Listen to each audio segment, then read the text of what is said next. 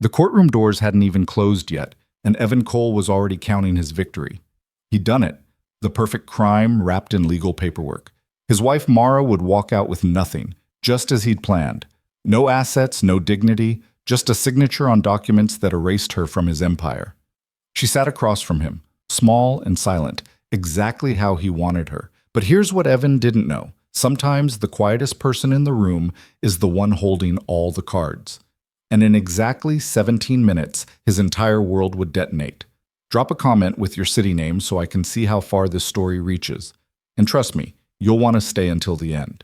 The Seattle rain hammered against the courthouse windows like it was trying to break through, each drop a tiny fist demanding entry. Inside courtroom 7B, the atmosphere was equally oppressive, thick with tension and the musty smell of old wood and legal documents. Evan Cole adjusted his Tom Ford tie, midnight blue, imported silk, the kind that cost more than most people's monthly rent, and allowed himself a small, satisfied smile. He looked good. He knew it. The tailored charcoal suit hugged his frame perfectly. His dark hair was styled with just enough product to look effortless, and his Italian leather shoes were polished to a mirror shine. Everything about him screamed success, power, control. Everything about him said winner. Across the aisle, separated by what might as well have been an ocean, sat Mara, his wife, soon-to-be ex-wife, soon-to-be nothing. She wore a simple gray dress, something off the rack that probably cost less than his tie. Her dark hair was pulled back in a plain ponytail, no makeup, except maybe some lip balm, her hands folded neatly in her lap like a schoolgirl waiting for dismissal. She looked small, forgettable, exactly what she'd always been. Evan's lawyer, Richard Blackstone, leaned over and whispered, "Their attorney hasn't submitted any counter documents. I think they're going to fold." "Of course they are," Evan murmured back, his voice dripping with confidence. "Look at her, Rich. She's got nothing. She is nothing. This is just a formality." Richard nodded, though something in his expression suggested caution. He was a good lawyer, expensive, ruthless, the kind who could find loopholes in ironclad contracts and make witnesses question their own memories. But he was also experienced enough to know that easy victories sometimes had hidden costs. "Still," Richard said carefully, "we should be prepared for what?" Evan cut him off, his voice sharp enough to draw a glance from the bailiff. He lowered his tone but kept the edge. For her to suddenly develop a spine? For her lawyer to pull some miracle out of thin air? "Come on, Rich. I've been planning this for 2 years. Every asset is in my name. Every business account, every property title, every investment, mine. She signed the prenup. She never worked. She contributed nothing. This is the cleanest divorce you'll ever see." What Evan didn't say, what he would never admit even to his own lawyer, was how much he'd enjoyed orchestrating this. Every document transferred, every account quietly shifted, every piece of evidence carefully positioned to show that Cole Logistics was his creation, his genius, his empire. Mara had been so easy to fool, so trusting, so stupid. He remembered the early days, back when they'd first met at that charity gala 8 years ago. She'd been different then, or maybe he'd just been better at pretending to care. She'd smiled at his jokes, listened to his ambitious plans, made him feel like he was destined for greatness. And when he'd needed capital to expand his small shipping company into something bigger, she'd somehow come through with funding. He'd never asked too many questions about where the money came from. Family inheritance, she'd said vaguely. Some trust fund from a distant relative. It didn't matter. What mattered was that it had allowed him to transform Cole Logistics from a struggling startup into a powerhouse that now controlled shipping routes across the Pacific Northwest. And now? Now he didn't need her anymore. The judge entered. Honorable Margaret Chen, a stern-looking woman in her 60s with sharp eyes and a reputation for cutting through nonsense. Everyone stood, then sat. The formalities began. Case number 2024-DR-18847, the clerk announced. Cole versus Cole. Petition for dissolution of marriage. Judge Chen glanced at her documents, then at both parties. Counselors, are we ready to proceed? Richard stood smoothly. Ready for the petitioner, Your Honor. Mara's lawyer stood as well. A young woman named Sarah Kim, who looked fresh out of law school, clearly outmatched and probably working pro bono. Ready for the respondent, Your Honor? Evan almost felt bad for her. Almost. Mr. Blackstone, Judge Chen said, present your case. Richard launched into his opening statement with practiced precision. He painted a picture of Evan as a self-made entrepreneur who'd built an empire through vision, hard work, and business acumen. He described Mara as a woman who'd enjoyed the benefits of Evan's success without contributing to it, a housewife who'd lived in luxury while her husband worked 18-hour days. My client seeks a fair and equitable dissolution, Richard concluded, one that reflects the actual contributions of each party. Mr. Cole has offered a settlement of $50,000 and the 2019 Honda Civic currently registered in Mrs. Cole's name. Given that Mrs. Cole brought no assets into the marriage, has no employment history, and made no material contributions to the business, we believe this is more than generous. Evan watched Mara's face during this speech. She didn't flinch, didn't react, just sat there with that same quiet, defeated expression she'd worn for the past year as their marriage had crumbled. Pathetic. Judge Chen turned to Sarah Kim. Ms. Kim, does your client wish to respond? Sarah stood, and Evan noticed her hands were shaking slightly. Your Honor, we would like to call Mr. Cole to the stand for questioning before we present our response. Richard stood immediately. Objection, Your Honor. This is a divorce proceeding, not a criminal trial. The petitioner shouldn't be subjected to— Overruled, Judge Chen said crisply. This is unusual, Ms. Kim, but I'll allow it. Mr. Cole, please take the stand. Evan stood, buttoning his suit jacket with a flourish. This was fine. Better than fine. Let them ask their questions. He had nothing to hide, or rather, he'd hidden it so well that there was nothing to find. He settled into the witness chair, placed his hand on the Bible, and swore to tell the truth. The irony wasn't lost on him, but he kept his expression neutral, professional. Sarah Kim approached with her notes trembling slightly in her hands. Mr. Cole, you've stated that you built Cole Logistics from the ground up. Is that correct? That's correct. And you've testified that your wife made no material contributions to the business? None whatsoever. Mara was never involved in the company. She didn't work there, didn't participate in business decisions, didn't contribute financially. Never contributed financially? Sarah repeated, her voice gaining a tiny edge of strength. Never. So when Cole Logistics was founded in 2017, where did the initial capital come from? Evan smiled. He'd prepared for this. Personal savings, business loans, and some private investment. Can you specify the private investment? Various angel investors who believed in the company's potential.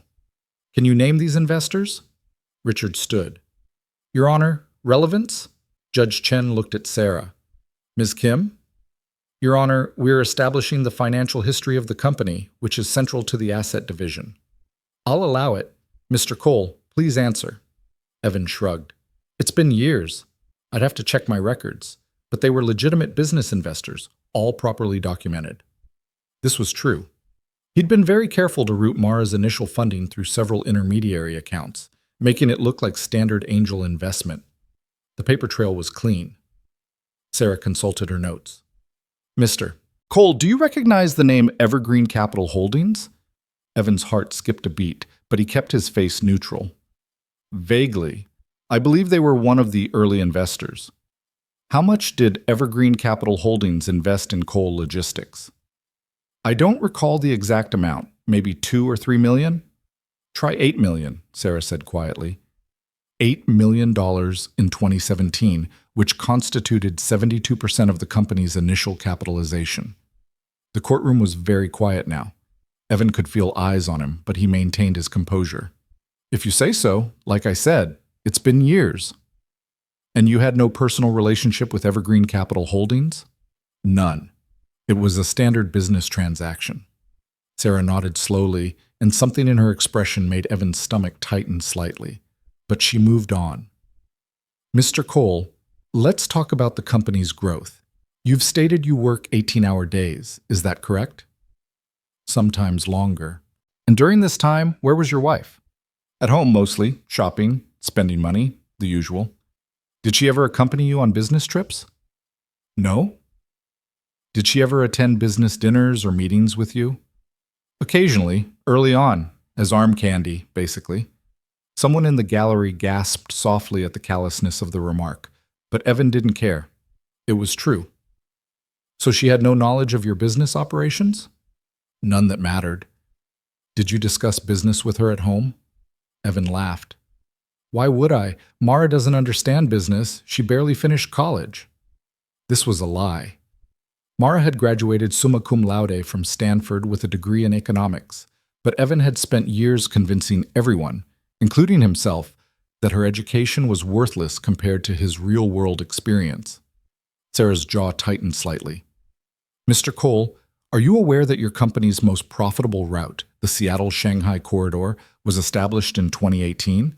Of course. I negotiated that deal myself. Did you speak Mandarin during these negotiations? I use translators. But your wife speaks fluent Mandarin, doesn't she? Evan waved dismissively. She knows some basic phrases maybe, nothing useful. Another lie. Mara was fluent in 3 languages, but who would verify it? The questioning continued for another 20 minutes. Sarah probed about specific business deals, company finances, property acquisitions. Evan answered each question with growing confidence. This young lawyer was fishing, hoping to stumble onto something, but she had nothing, no evidence, no witnesses, no smoking gun.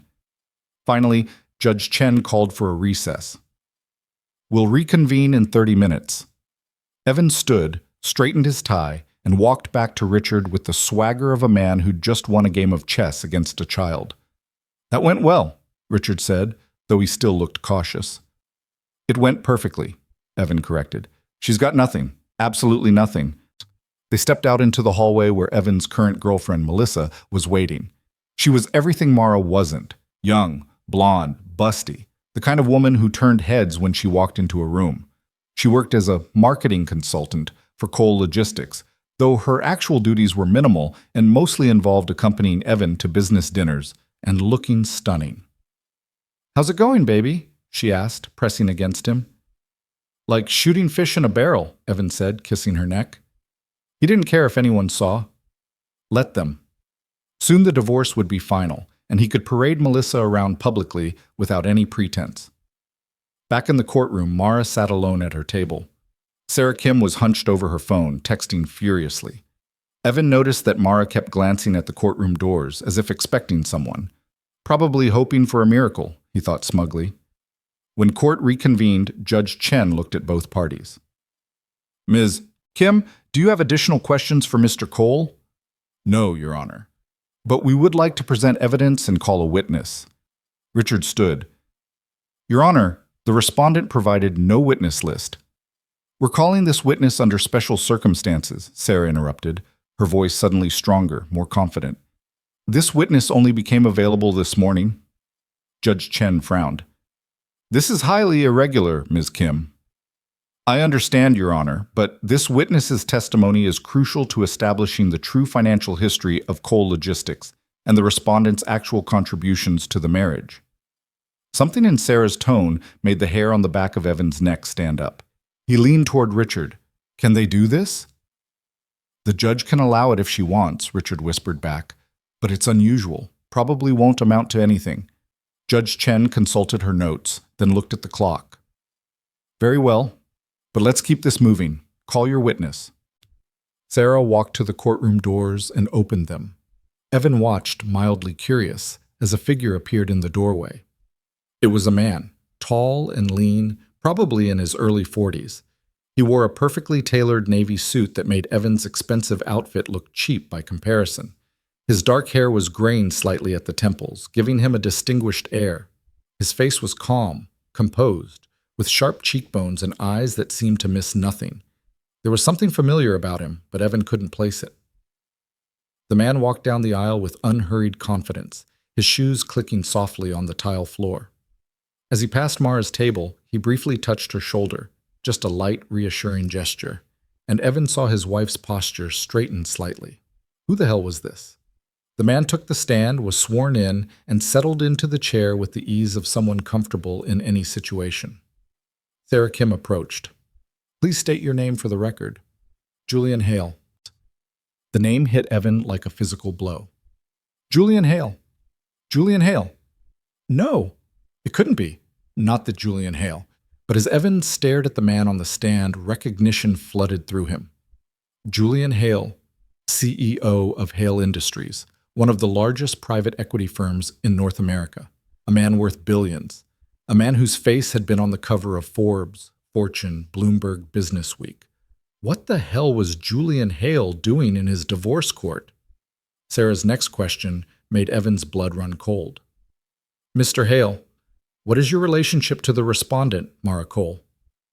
Julian turned his gaze toward Mara, and his expression softened almost imperceptibly. Mara is my sister. The courtroom erupted in whispers. Evan felt the floor drop out from under him. Sister? Sister?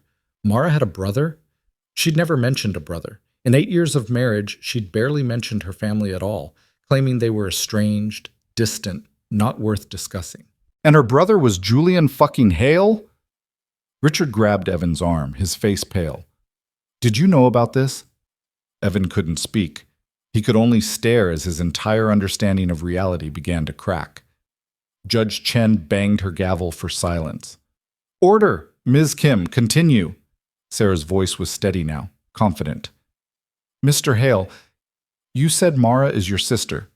Can you elaborate on your family relationship? Certainly. Mara is my younger sister by 4 years. We were both raised in San Francisco by our parents, David and Catherine Hale.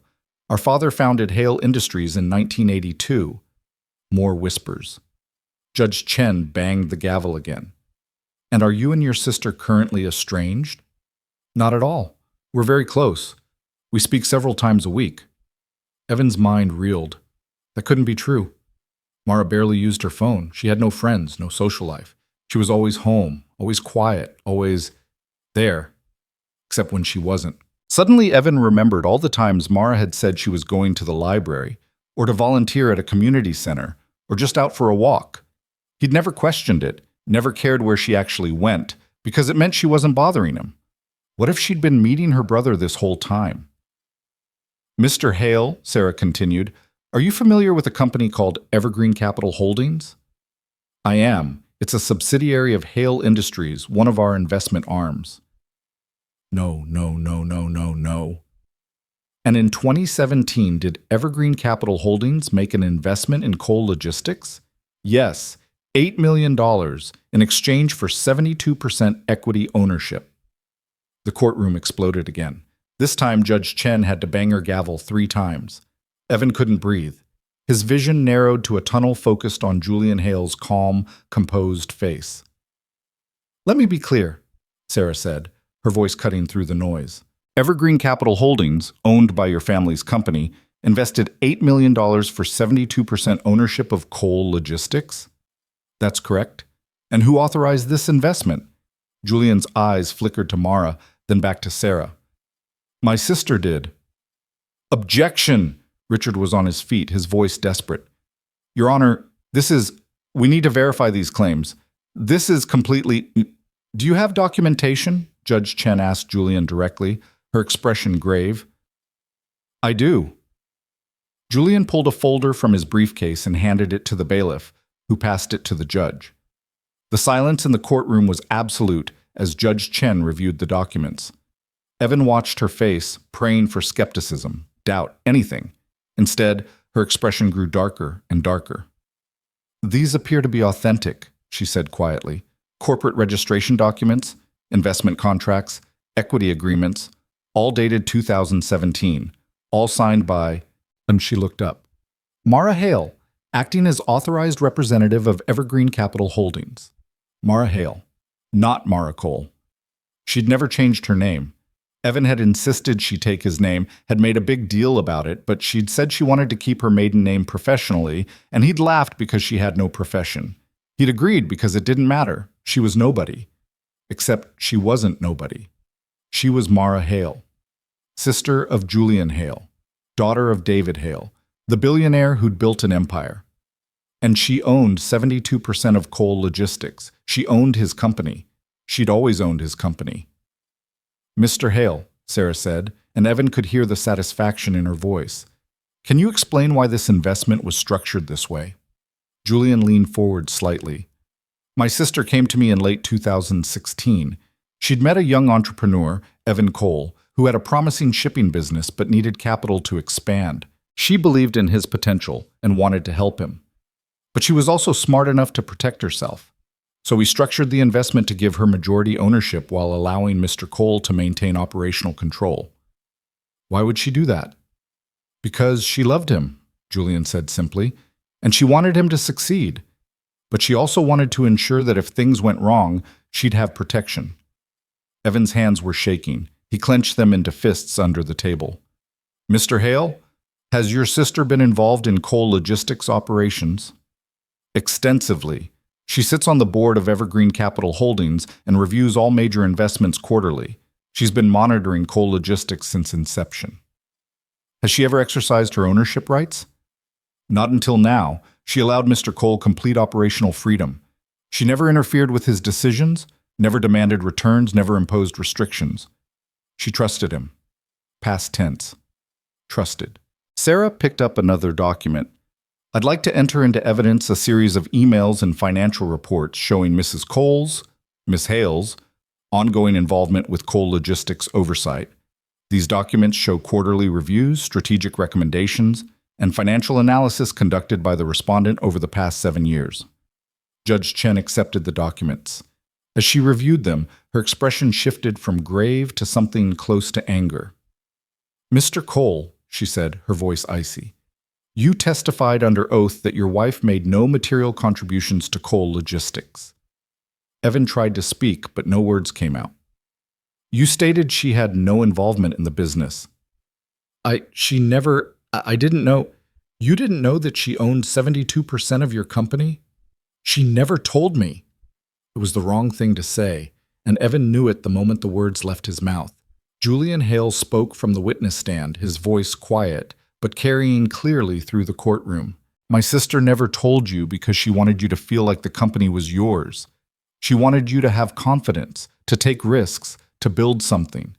She believed in you, Mr. Cole. She gave you everything and asked for nothing in return. Then why is she doing this? Evan shouted, all pretense of composure gone. Why is she destroying me?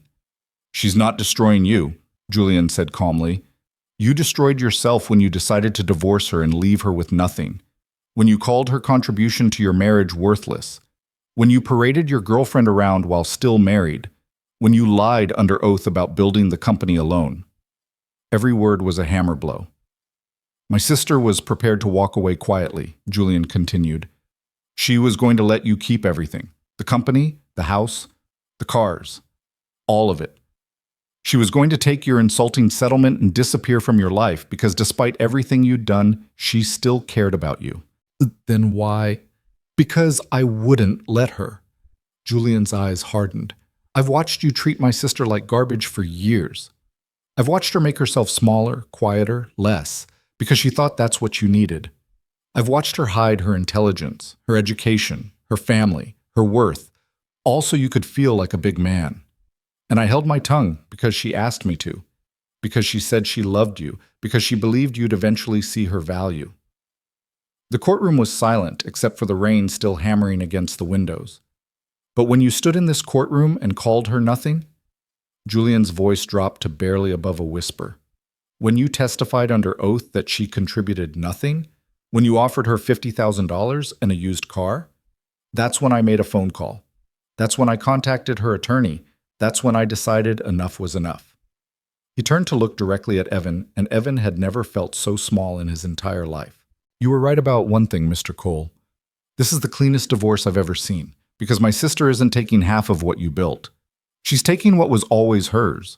All of it. The silence that followed Julian Hale's words felt like the moment before a building collapses, when the structure has already failed but gravity hasn't quite caught up yet. Evan sat frozen at his table, his expensive suit suddenly feeling like a costume, his confident posture crumbling into something that resembled a man who'd just watched his entire life implode in real time. Richard Blackstone was frantically whispering something, but Evan couldn't hear him over the roaring in his ears. His vision had narrowed to a single point, Julian Hale's face, calm and implacable as he sat on the witness stand like a king pronouncing judgment. Judge Chen's voice cut through the fog. "Mr. Blackstone, does your client wish to respond to this testimony?" Richard stood, and Evan could see the sweat beading on his lawyer's forehead despite the courthouse's aggressive air conditioning. "Your Honor, we need time to review these documents. This is highly irregular. We had no notice of this witness, no opportunity to prepare. You had 8 years to know who your client married," Julian said quietly from the stand, and the comment landed like a grenade. "Mr. Hale, please refrain from commentary," Judge Chen said, but her tone lacked conviction. She looked at Richard with something approaching contempt. "Mr. Blackstone, your client testified under oath about the origins of his company and his wife's contributions. That testimony now appears to be false. Do you have any explanation for these discrepancies?" Richard turned to Evan with desperate eyes, silently begging for something, anything he could use. But Evan had nothing. His mouth opened and closed like a fish drowning in air. I didn't know," Evan finally managed, his voice cracking. "She never told me she owned the company. She never said anything about her family. She let me believe—" "She let you believe what, Mr. Cole?" Judge Chen's voice was sharp as a razor. "That you were a self-made man? That you built an empire from nothing? That your wife was just decorative furniture in your success story?" "Yes. No. Evan's thoughts were tangling over themselves. "She should have told me. She lied to me. This whole marriage was a lie." For the first time since entering the courtroom, Mara spoke. Her voice was quiet, but it carried clearly through the space. "I never lied to you, Evan. You never asked." Evan's head snapped toward her. She was still sitting calmly at her table, but something had changed. The defeated slump in her shoulders was gone. Her spine was straight, her chin level. She looked him directly in the eyes, and Evan realized with a jolt that he'd never actually seen her look at him this way before. Direct, unflinching, unafraid. "You never asked about my family," Mara continued, her voice steady. "You never asked where the money came from. You never asked what I did during the day or who I talked to or what I thought about your business decisions. You never asked because you never cared." "That's not—" "You told people I barely finished college," Mara said, and now there was an edge to her voice, sharp and cold. "I graduated summa cum laude from Stanford with a degree in economics. You told people I didn't understand business. I have an MBA from Wharton that I earned while you were building your company. You told people I contributed nothing. I spent 7 years analyzing every major decision you made, preventing you from making catastrophic mistakes, quietly steering you away from deals that would have bankrupted you." Evan's face flushed hot with anger and humiliation. "If that's true, why didn't you tell me? Why hide it?" "Because you wouldn't have listened." Mara's voice cracked slightly, the first sign of emotion. "The few times I tried to offer suggestions early on, you laughed at me. You patted my head and told me not to worry about business things. You made it very clear that you needed to be the smart one, the successful one, the genius. So I let you have that. I loved you enough to make myself small." Sarah Kim placed a hand on Mara's shoulder, a gesture of support, but Mara gently shook it off. She stood, and Evan was struck by how different she looked now. She wasn't a different person. She was the same person finally allowed to be herself. "I made myself quiet so you could be loud," Mara said. "I hid my education so you could feel educated. I pretended not to understand things I understood better than you did. I erased myself piece by piece because I thought that's what love was. I thought if I made you feel big enough, strong enough, smart enough, you'd eventually see me, really see me." "Mara, but you never did.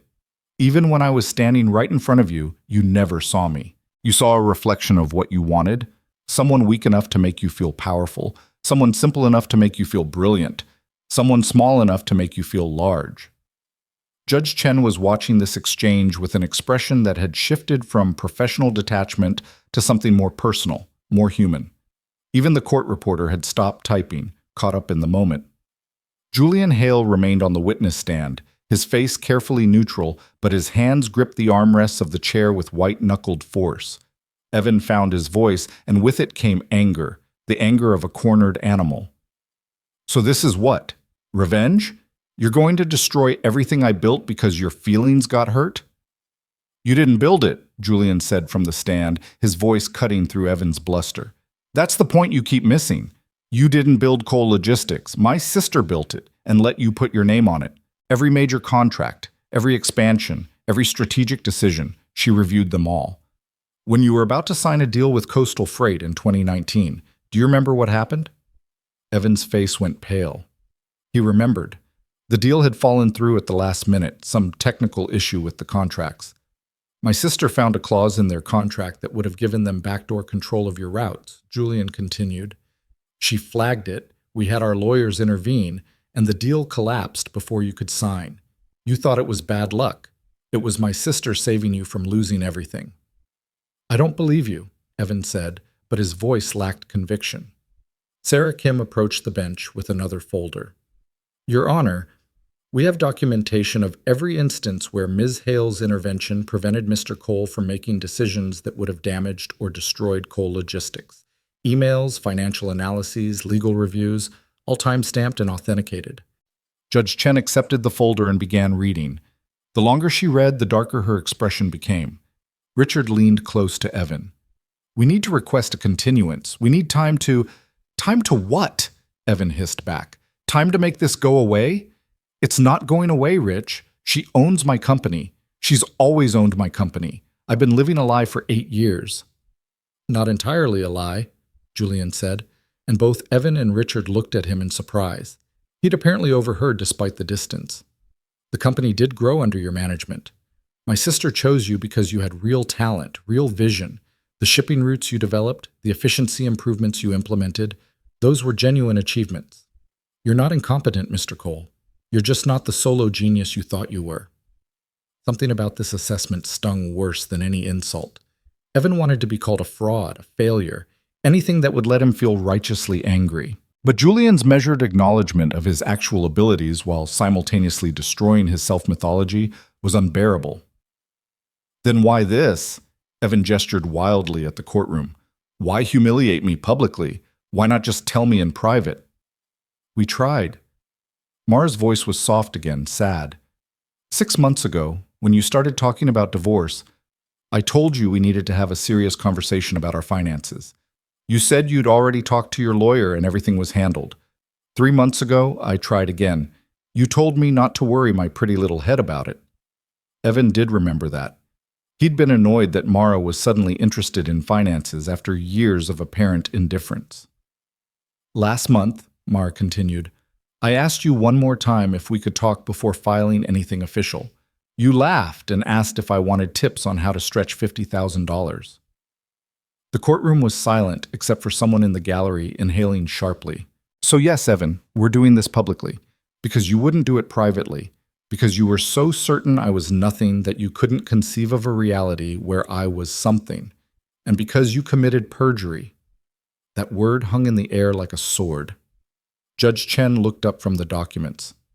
Mr. Cole, you testified under oath that you founded Cole Logistics with personal savings and business loans. You testified that you received some angel investment but couldn't name the investors or amounts. You testified that your wife made no material contributions to the business. Given the evidence now presented, these statements appear to be false. I didn't know, Tsad.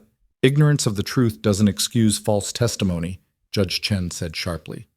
Either you knowingly lied under oath, or you were so willfully ignorant of your own company's financial structure that you inadvertently lied under oath. Neither option reflects well on you. Richard stood again, his voice taking on a desperate edge. Your Honor, my client may have been mistaken about certain details, but there's no evidence of intentional deception. He offered her $50,000 and a car, Sarah Kim interrupted, for a 72% stake in a company currently valued at $48 million. That's not a mistake, Your Honor. That's theft. The number hit Evan like a physical blow. $48 million. He'd known the company was worth something, but he'd never actually calculated it, never had it assessed. $48 million, and he'd offered Mara $50,000. I want to call Mr. Cole back to the stand, Sarah said. Objection. Richard was on his feet. Your Honor, this is harassment. Overruled. Mr. Cole, retake the stand. Evan's legs barely supported him as he walked back to the witness chair. His earlier confidence had evaporated completely, replaced by a sick, creeping dread. He sat down heavily, avoiding everyone's eyes. Sarah Kim approached with a stack of papers. "Mr. Cole, I'm showing you what's been marked as Exhibit F. Do you recognize this document?" Evan looked at the paper. It was the prenuptial agreement he'd insisted Mara sign before their wedding. He'd been so proud of it at the time, so clever. "Yes. This prenup states that in the event of divorce, each party retains their separate property and business assets, correct?" "Yes." "And you believe this protected your company?" Yes. But Cole Logistics was never your separate property, was it? According to the corporate documents, Evergreen Capital Holdings owned 72% from inception. You own 28%. Is that correct? Evan wanted to argue, wanted to find some loophole, but the documents were right there. "I suppose so." "You suppose so?" Sarah's voice sharpened. "Mr. Cole, simple question. Did you own 72% of Cole Logistics, or did Evergreen Capital Holdings?" "Evergreen Capital." "And who owns Evergreen Capital Holdings?" "Hale Industries." "And who authorized Evergreen Capital's investment in your company?" Evan's eyes flickered to Mara. She was watching him with an expression he couldn't read. "Mara did." "So when you filed for divorce and offered Ms. Hale $50,000, you were offering her $50,000 for assets she already owned?" "I didn't know she owned them." "Mr. Cole, did you ever review your own corporate documents? Did you ever look at the registration papers, the equity agreements, the investment contracts?" Evan's silence was answer enough. "For the record," Sarah said, her voice dripping with disdain, "the answer is no. Mr. Cole never reviewed the founding documents of his own company. He never asked who his majority stakeholder was. He never questioned where $8 million came from or what strings were attached. He simply accepted the money and assumed it was his." "I was building a business," Evan shouted. "I didn't have time to read every piece of paperwork. I had people for that." "What people?" Sarah asked. "You didn't hire a CFO until 2020. You didn't have a corporate lawyer until 2019. In the early years, who was reviewing your contracts?" Evan's mouth opened, then closed. He knew the answer, but didn't want to say it. Julian Hale spoke from his seat in the gallery where he'd moved after his testimony. "My sister was. She reviewed every contract, every agreement, every major document for the first 4 years. She did it quietly, through our family's legal team, and she never asked for credit or acknowledgement." Sarah picked up another document.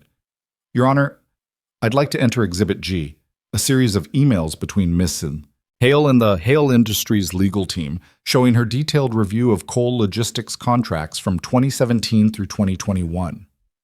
As Judge Chen reviewed the emails, Evan felt reality continuing to shift beneath him. Every memory was recontextualizing itself. Every success he'd celebrated as his own genius was now suspect. How many disasters had Mara quietly prevented? How many victories had she enabled? "Mr. Cole," Judge Chen said, her voice cold, "did you at any point in this marriage ask your wife what she did during the day?" She said she did volunteer work." "Did you ever ask where or with whom?" "No." "Did you ever ask to see her college transcripts?" "No." "Did you ever ask about her family beyond what she volunteered?" "She said they were estranged." "Did you ever try to contact them? To learn more about the woman you married?" Evan's hands clenched into fists. "Why would I? She didn't seem to want to talk about them." "Or perhaps you didn't want to know," Judge Chen suggested. "Perhaps ignorance was convenient.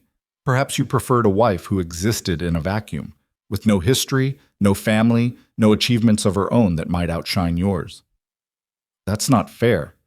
"What's not fair, Mr. Cole, is offering a woman $50,000 for a company she owns. What's not fair is testifying under oath that she contributed nothing when she contributed everything.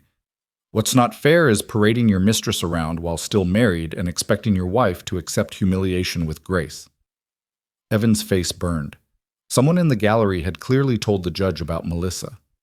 "Your Honor," Richard tried one more time, "my client may have been insensitive, but—" "Insensitive?" Mara's voice cut through the courtroom, and everyone turned to look at her. She was standing now, trembling slightly, but holding herself together. Insensitive is forgetting an anniversary. Insensitive is making a thoughtless comment. What Evan did was systematically erase me from my own life. She took a step forward, and Sarah moved aside to let her speak. I made myself invisible because I thought that's what he needed, Mara said, her voice stronger now. But invisibility became my prison. I couldn't talk about my education because it threatened him. I couldn't mention my family because it would reveal I wasn't the nobody he needed me to be. I couldn't use my real skills because he needed to be the only competent one. I couldn't even be myself because myself wasn't small enough for the role he'd assigned me. Tears were streaming down her face now, but her voice remained steady. And still, I loved him. Still, I hoped. Still, I believed that someday he'd ask, someday he'd wonder, someday he'd see past the character I was playing and meet the person underneath, but that day never came. And when he filed for divorce, when he stood in this courtroom and called me nothing, I realized it never would. Evan stared at her and for the first time in years really saw her, not as an accessory or a burden or a convenience, but as a person he'd spent 8 years systematically diminishing. Mara, I don't. Her voice was quiet but firm. Whatever you're about to say, don't. You had 8 years to see me. You had 100 chances to ask. You had every opportunity to know who I really was. You chose not to. You chose ignorance because ignorance let you feel superior. So don't apologize now because you got caught. Don't suddenly care because there are consequences. Judge Chen cleared her throat. Ms. Kim, do you have additional evidence to present? Yes, Your Honor. We have financial records showing that over the course of the marriage, Ms. Hale funneled approximately $12 million additional dollars into Cole Logistics through various investment vehicles, all structured to appear as third-party funding. We also have documentation showing that Ms. Hale personally guaranteed several of the company's major loans, putting her own assets at risk to ensure the company's growth. Each revelation was another nail in Evan's coffin.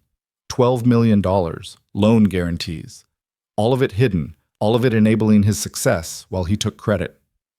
Furthermore, Sarah continued, we have testimony from 3 different business partners who will confirm that Ms. Hale attended strategy meetings under the guise of being Mr. Cole's assistant, and that many of the company's most profitable strategies originated from suggestions she made in those meetings. That's hearsay, Richard objected weakly. We have the business partners available to testify, Sarah replied. We also have recordings. Recordings? Richard's face went white. Ms. Hale recorded several business meetings for her own records, with full disclosure to all parties present. Mr. Cole was aware of these recordings, but apparently forgot about them. Evan did remember now. Mara had sometimes brought a small recording device to dinners or meetings, saying she wanted to remember the conversations. He'd thought it was sweet, naive. He'd never imagined she was creating evidence. These recordings clearly show Ms. Hale making strategic suggestions that Mr. Cole later implemented and took credit for.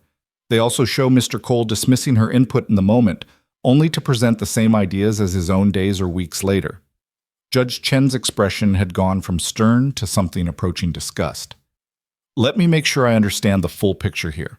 Ms. Hale financed this company, managed its legal compliance, prevented catastrophic business decisions, personally guaranteed its loans, and provided strategic guidance, all while Mr. Cole claimed sole credit and offered her $50,000 in the divorce?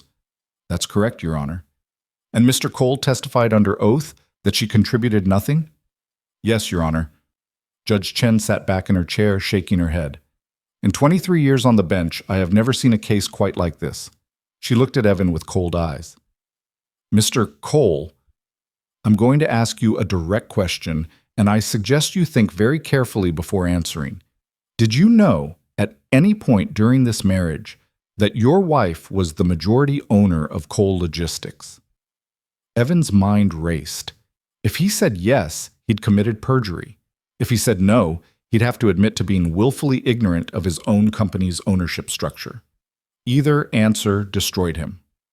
I reviewed the documents when we first started, he said slowly, choosing his words with desperate care. But I understood them to mean that Evergreen Capital was just an investment firm, a silent partner. I didn't know Mara controlled it. But you knew Evergreen Capital owned the majority stake? Yes, but... And you never thought to investigate who you were in business with. I trusted them. The money came through, the paperwork was handled, and I focused on operations. But you had to sign incorporation documents, Judge Chen pressed. You had to file taxes. You had to deal with the IRS, with business licenses, with regulatory compliance. At no point did you notice that Evergreen Capital Holdings owned 72% of your company? Evan grasped for an answer that wouldn't destroy him, but there wasn't one. The truth was that he'd been so eager to have the capital, so intoxicated by the possibility of building something big, that he'd signed whatever documents were put in front of him without reading them carefully. His silence was damning. Judge Chen looked at Sarah Kim. "Counselor, what is your client seeking in this divorce?" Sarah straightened. "My client seeks a fair division of assets based on actual ownership, Your Honor. She owns 72% of Cole Logistics and has documentation proving that ownership has existed since the company's inception. She's willing to buy out Mr. Cole's remaining 28% stake at a fair market value, or alternatively, she can exercise her majority ownership rights to restructure the company entirely." Evan's world tilted. "You can't! That's my company!" "It's not your company," Judge Chen said flatly. "It never was. Ms. Kim, continue." "Additionally, we're seeking the full protection of the prenuptial agreement, which clearly states that separate business assets remain separate.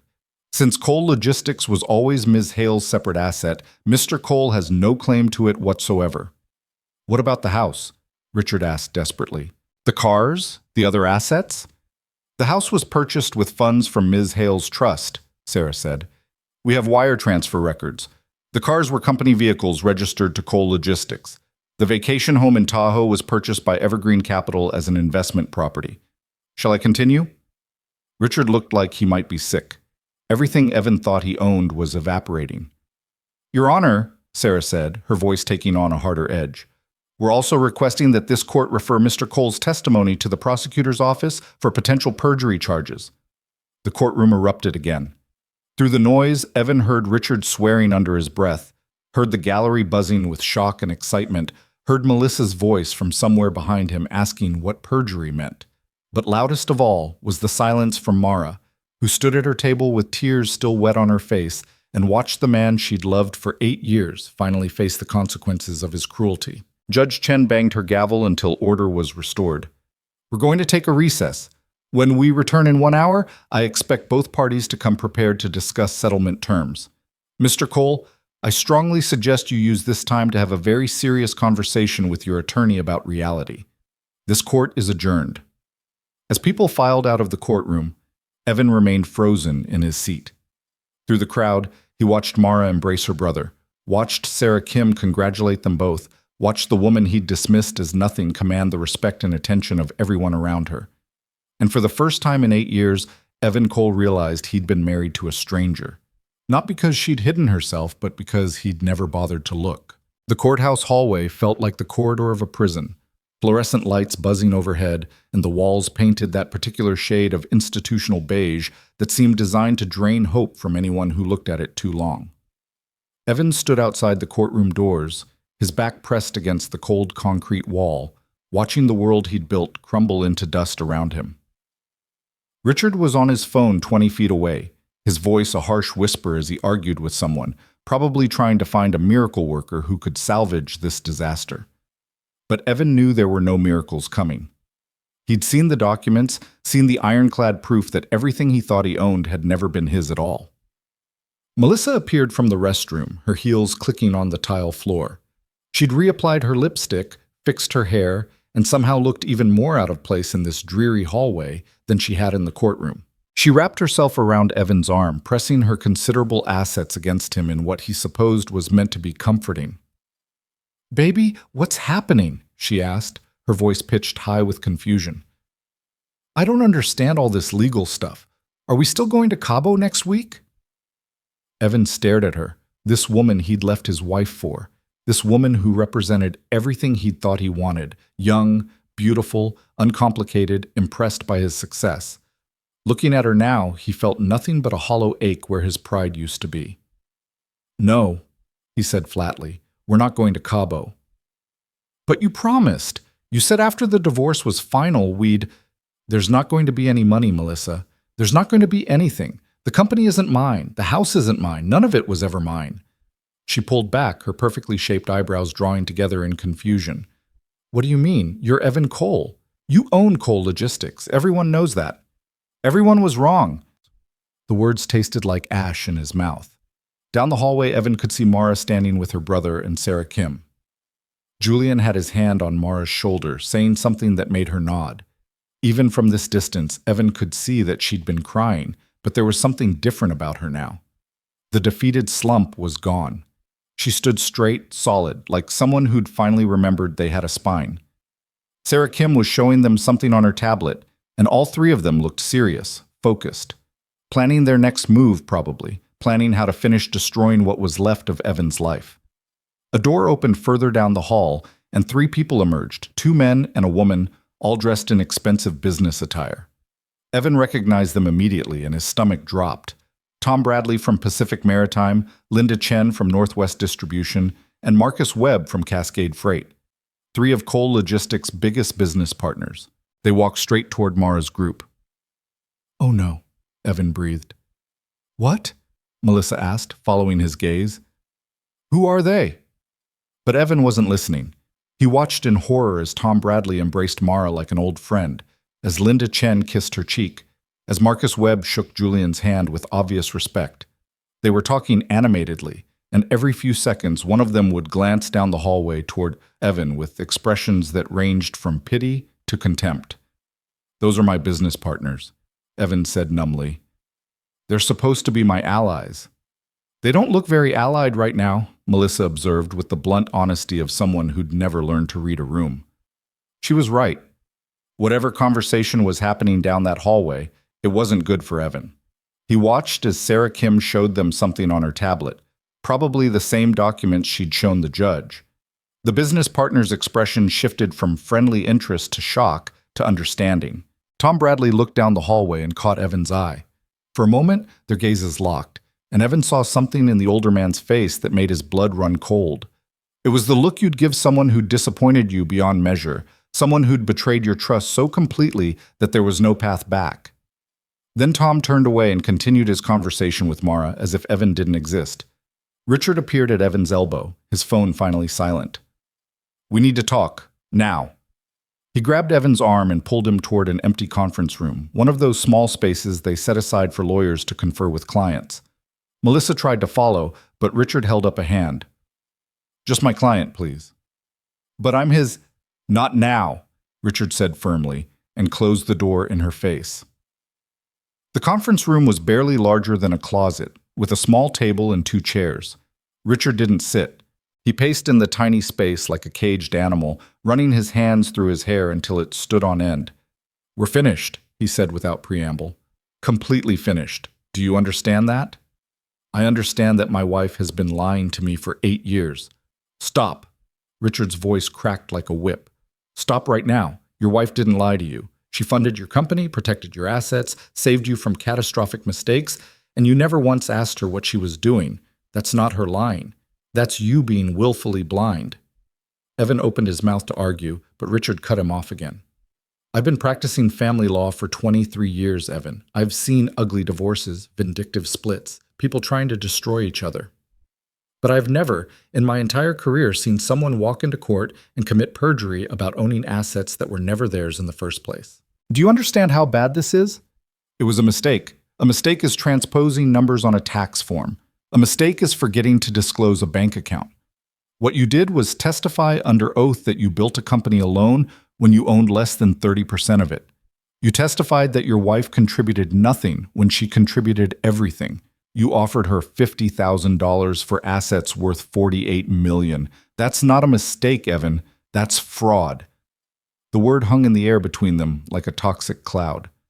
I didn't know, Evan said weakly. That's not a defense.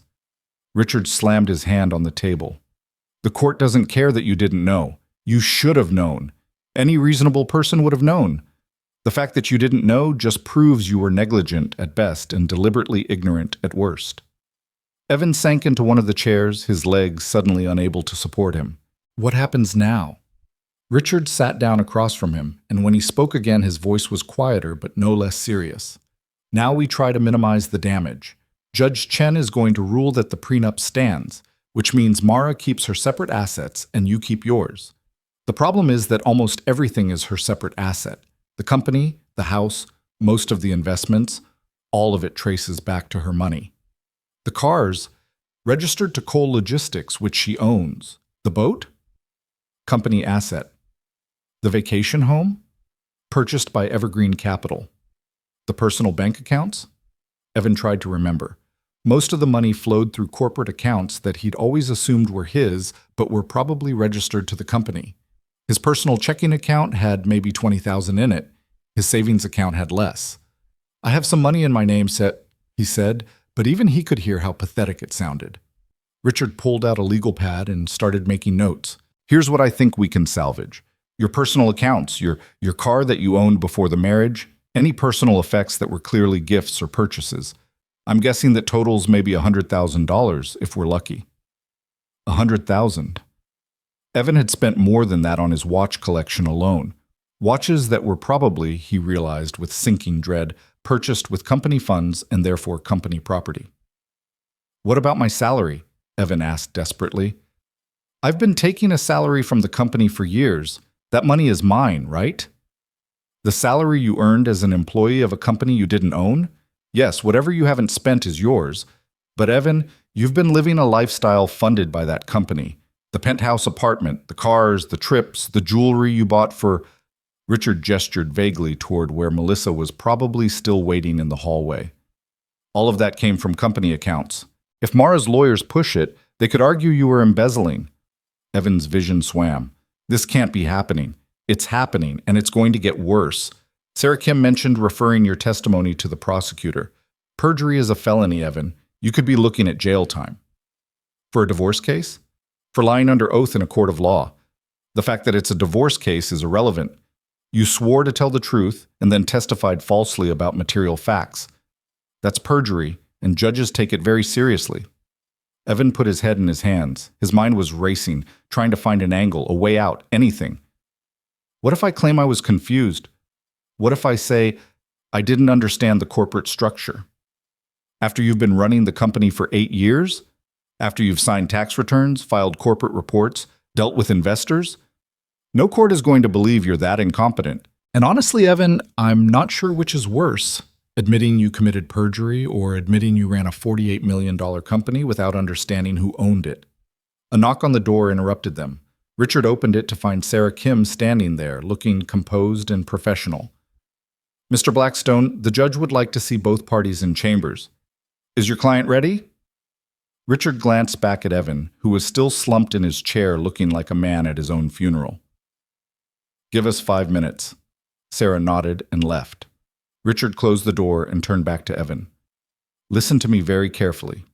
When we go into that room, you're going to be calm, respectful, and honest. You're going to answer the judge's questions without embellishment or excuse. You're going to accept whatever she decides because we have no leverage here. None. Do you understand? Evan nodded numbly. And for the love of everything holy, do not antagonize Mara or her brother. Julian Hale has enough money and influence to make your life infinitely worse than it already is. Right now, Mara seems content to just take what's hers and walk away. If you push her, if you try to fight this, she could destroy you completely. How could it get worse than this? Richard gave him a look that suggested he really didn't want to find out. They left the conference room and walked back to the courtroom. The hallway had cleared out during their conversation, but Evan noticed that Tom Bradley, Linda Chen, and Marcus Webb were now sitting on the benches outside, clearly waiting for something. Waiting to see how this ended, probably. Waiting to see which side would win, so they'd know where to place their allegiances. Melissa was nowhere to be seen.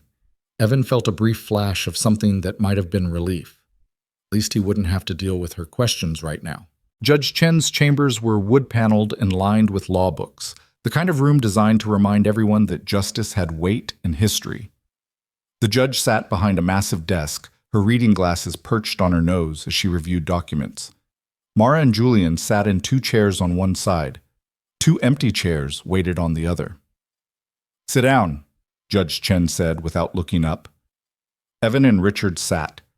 The silence stretched out, broken only by the sound of pages turning. Finally, Judge Chen removed her glasses and looked at all of them. "I've reviewed all the evidence presented today," she said. "The corporate documents, the investment records, the emails, the financial statements.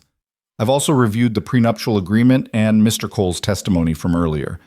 I want to be very clear about what I've found." She picked up a document. Cole Logistics was founded in 2017 with $8 million in capital from Evergreen Capital Holdings, a subsidiary of Hale Industries. This investment purchased 72% equity in the company. Mr. Cole retained 28% equity and was granted operational control. This structure has remained unchanged for the entire history of the company. Evan could feel sweat trickling down his back despite the chamber's air conditioning. Furthermore, Judge Chen continued, "I've seen evidence that Ms. Hale has provided ongoing financial support, strategic guidance, and legal protection to Cole Logistics throughout its existence. The company's success is due in significant part to her contributions, which Mr. Cole has either ignored or been unaware of." She set down the document and looked directly at Evan. "Mr. Cole, your testimony this morning was materially false. Whether you knew it was false at the time or were simply ignorant of the facts is legally irrelevant. You swore under oath that you built this company alone, that your wife contributed nothing, and that you were offering her a fair settlement. All three of those statements were untrue." "Your Honor," Evan started, but she held up a hand. "I'm not finished. I've presided over thousands of divorce cases, Mr. Cole. I've seen people lie about assets, hide money, manipulate finances, but I've never seen someone stand in my courtroom and offer to buy out someone else's property for a fraction of its value while claiming to be generous. The sheer audacity of it is breathtaking." Evan felt like he was shrinking in his chair. Judge Chen turned to Mara. "Ms. Hale, I need to ask you something directly. What is it you want from this divorce?" Mara glanced at her brother, then back at the judge. When she spoke, her voice was steady. "I want what the prenuptial agreement guarantees, a clear separation of assets based on ownership. I want my company back under my full control, and I want to move forward with my life." "Do you want to pursue criminal charges for perjury?" Sarah Kim leaned forward, clearly ready to argue for prosecution, but Mara shook her head. "No, Your Honor, I don't want Evan to go to jail. I just want this to be over." Judge Chen looked surprised. "Ms. Hale, your husband committed perjury in an attempt to defraud you of assets worth tens of millions of dollars. You have every right to pursue charges." "I know," Mara said quietly, "but what would it accomplish? He's already lost everything that matters to him. Sending him to prison won't change what happened or heal the damage done. It'll just create more suffering." Julian put a hand on his sister's arm, clearly wanting to object, but she shook her head at him too. "I spent 8 years making myself smaller for him," Mara continued. "I'm not going to spend more years watching him be punished. I just want to take what's mine and leave." Judge Chen studied her for a long moment, then nodded slowly. "Very well. Ms. Kim, please note that the respondent is not requesting criminal referral at this time, though the court reserves the right to make such a referral independently." Sarah looked like she wanted to argue, but held her tongue. "Now then," Judge Chen said, pulling out a fresh legal pad. "Let's discuss the actual division of assets. Mr. Blackstone, do you contest that Cole Logistics is Mrs. Hale's separate property under the prenuptial agreement?" Richard glanced at Evan, who gave a tiny, defeated shake of his head. "No, Your Honor, we don't contest that." "Do you contest her majority ownership of the company?" "No, Your Honor." "Do you contest that the marital home was purchased with funds from Ms. Hale's trust?" "We'd need to see documentation." Sarah slid a folder across the judge's desk.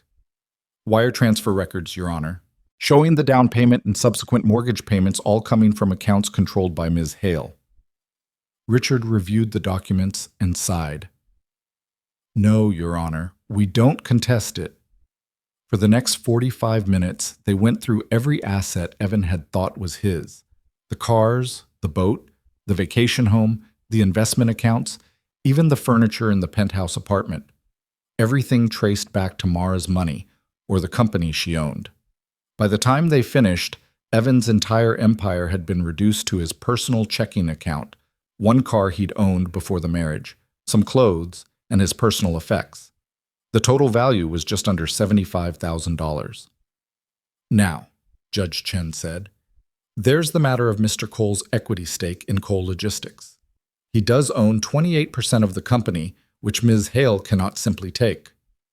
For a moment, Evan felt a flicker of hope. 28% of $48 million was still over $13 million. That was something. That was enough to rebuild. However, Judge Chen continued, and that hope flickered out. Given Mr. Cole's perjury and attempted fraud, the court is inclined to view his equity claim with significant skepticism. Ms. Kim, does your client wish to buy out Mr. Cole's stake? Sarah nodded. Yes, Your Honor, we're prepared to offer fair market value based on an independent assessment. What's your proposed figure? $3.2 million, Your Honor, based on current company valuation and Mr. Cole's minority stake.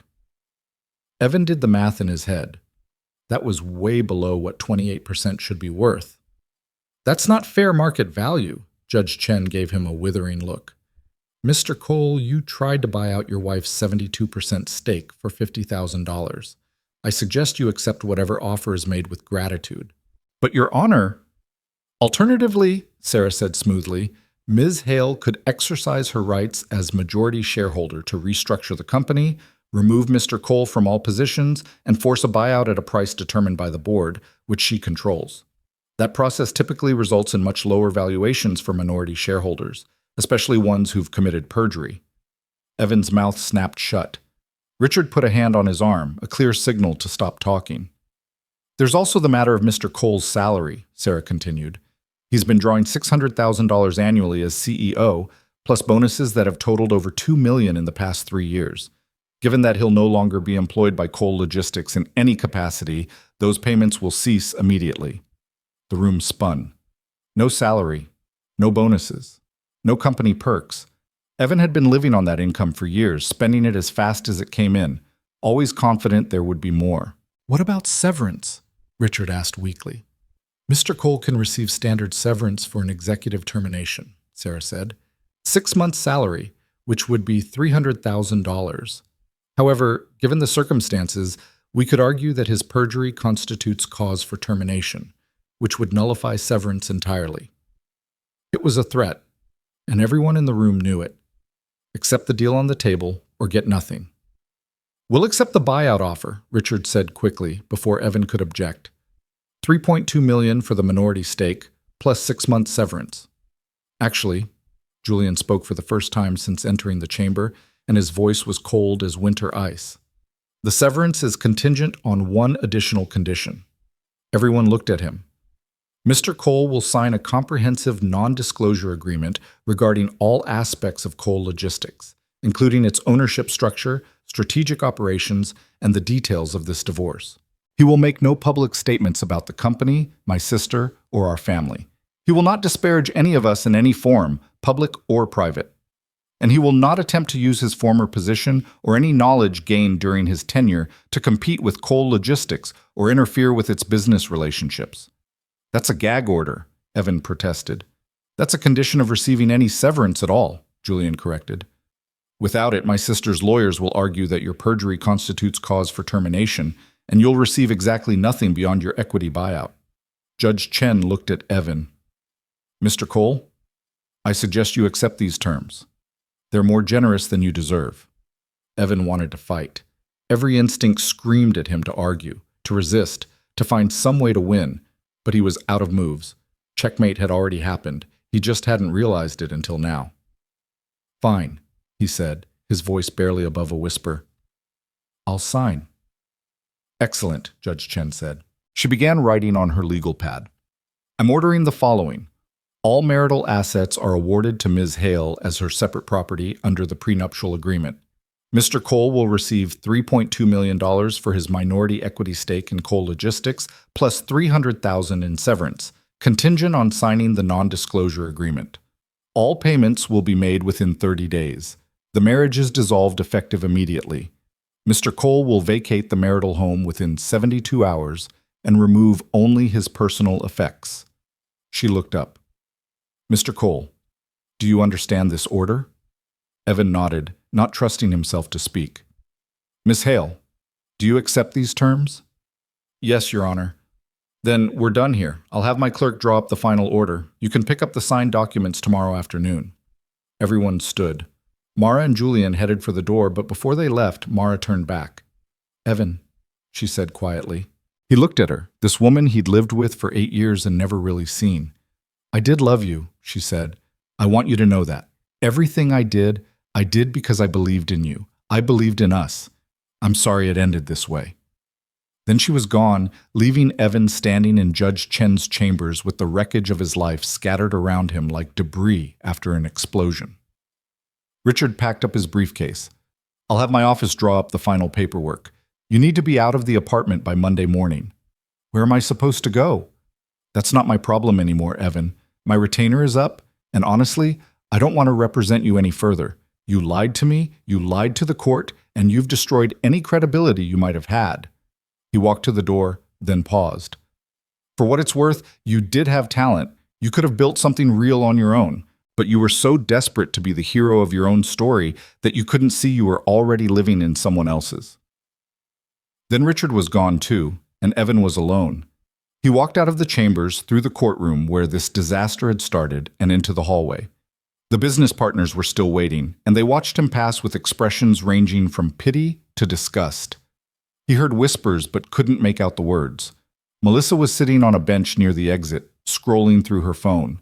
When she saw him, she jumped up. Finally! What happened? Are we getting the money? Evan looked at her, really looked at her, and saw what Mara must have seen when she looked at him. Someone shallow and selfish who cared only about what they could take, not what they could give. We're done, Melissa. What? But baby. I said we're done. Go find someone else to leech off of. Her face twisted with anger. You're calling me a leech? After everything I did for you? What did you do for me, Melissa? Besides look good at parties and spend my money? I was there for you. I supported you. You supported my bank account. The second that money's gone, you'll be gone too. So save us both the time and leave now. He walked past her, through the courthouse doors and out into the Seattle rain. It had been drizzling earlier, but now it was a downpour, the kind of rain that soaked through clothes in seconds and turned the streets into rivers. Evan stood on the courthouse steps and let the rain wash over him. His expensive suit was ruined. His Italian shoes were filling with water. But none of it mattered because none of it was real. It had all been borrowed, all been built on someone else's foundation, all been a fantasy he'd been living while the real world happened around him. Across the street, he could see Mara getting into a black town car. Julian held the door for her, ever the protective older brother. For just a moment before she got in, Mara looked back at the courthouse. Their eyes met across the rain and the distance. She didn't smile, didn't gloat, didn't show any triumph. She just looked at him with something that might have been sadness, or might have been pity, or might have been the look you give someone who used to matter, but doesn't anymore. Then she got into the car, the door closed, and she was gone. Evan stood in the rain and watched the taillights disappear into Seattle traffic, carrying away the woman who'd built his empire, saved his life 100 times over, and loved him enough to make herself invisible. And he finally understood that the greatest crime he'd committed wasn't perjury or fraud or attempted theft. It was being too blind to see a miracle when it was standing right in front of him. The rain had soaked through to Evan's skin by the time he finally moved from the courthouse steps. He stood there long enough that a security guard poked his head out and asked if he needed help, the kind of question that really meant, you need to move along. Evan didn't answer, just walked down the steps and onto the sidewalk where the city continued its indifferent rhythm around him. His phone buzzed in his pocket. He pulled it out, water droplets scattering across the screen. 12 missed calls from Melissa, 7 from his assistant at Cole Logistics, 3 from his mother, and 1 text message from a number he didn't recognize. He opened the text. Building security has been notified. You have until 8 p.m. Sunday to collect your personal belongings from the penthouse. A moving company will be there Monday morning to inventory everything else. Don't make this difficult. S.K. Sarah Kim. Of course, they weren't wasting any time. Evan looked at his watch, an Omega Seamaster he'd bought 2 years ago to celebrate closing a major deal. It was 3:30 on a Friday afternoon. He had roughly 50 hours to pack up 8 years of his life and figure out where to go. The phone buzzed again. This time he answered without looking at the caller ID. "What?" "Evan, thank heavens." It was his mother, her voice tight with worry. "I've been trying to reach you for hours. Someone from your office called and said there was an emergency. What's happening?" Evan closed his eyes. His mother lived in Phoenix, comfortably retired on the money from his father's life insurance policy. She called once a month, usually on Sundays, and Evan spent those calls telling her about his success, his company, his wonderful life. She thought he was everything his father hadn't been: successful, wealthy, important. "Mom, I can't talk right now." "Are you all right? You sound strange." "I'm fine. I'll call you back." But that woman said, "I'll call you back." He hung up and immediately felt guilty, but the guilt was just another item on the towering pile of emotions he couldn't process right now. He flagged down a taxi because his car, the Mercedes he thought was his, was parked in the company garage and was presumably no longer his to drive. "Where to?" the driver asked. Evan opened his mouth, but no destination came out. Where was he supposed to go? The penthouse belonged to Mara. His office belonged to Mara. Even his usual lunch spot was probably paid for with a company card that would be declined by Monday. "Just drive," he said. "Downtown. Anywhere." The taxi pulled into traffic, windshield wipers beating a steady rhythm against the downpour. Evan watched Seattle slide past his window, all gray skies and wet streets and people hurrying along with umbrellas and purpose. He'd lived in this city for 8 years and suddenly felt like he'd never seen it before. His phone rang again. This time it was David Park, his assistant, and the closest thing he had to a friend at the company. "David." "What the hell, Evan?" David's voice was sharp, angry. "I just got called into an emergency board meeting. They're saying you're being removed as CEO effective immediately. They're saying the company ownership is being restructured. What's going on?" Of course there was an emergency board meeting. Mara wasn't wasting any time reasserting control. "It's complicated," Evan said. "Complicated? The board members are asking me questions I can't answer. Tom Bradley looks like someone killed his dog. Linda Chen keeps shaking her head like she can't believe what she's hearing. And there's a woman here I've never seen before who says she owns 72% of the company. Who is she, Evan?" "My wife." The silence on the other end stretched out so long that Evan thought the call had dropped. "Your wife," David finally said, his voice flat. "Your wife who you're divorcing? The one you said was just a housewife who didn't understand business? Turns out I was wrong about that." "Turns out?" David's voice rose. "Evan, she's in there right now explaining how she's been the majority shareholder since day one. She's showing corporate documents with her signature on them. She knows more about coal logistics than half the people in that room, and she's talking about operational restructuring like she wrote the business plan herself." "She probably did," Evan said quietly. "What?" "Nothing. Look, David, I'm out. The divorce went badly, really badly. I don't own the company anymore. I never did." Another long silence. "You're telling me," David said slowly, "that for the entire time I've worked for you, you didn't actually own coal logistics?" "I owned 28%. My wife owned the rest through investment vehicles. I didn't know." "How could you not know?" It was the same question everyone kept asking, and Evan still didn't have a good answer. How could he not know? How could he run a company for 8 years and not understand who owned it? The truth was humiliating. He'd been so focused on being the CEO, on playing the role of successful entrepreneur, that he'd never looked at the underlying structure.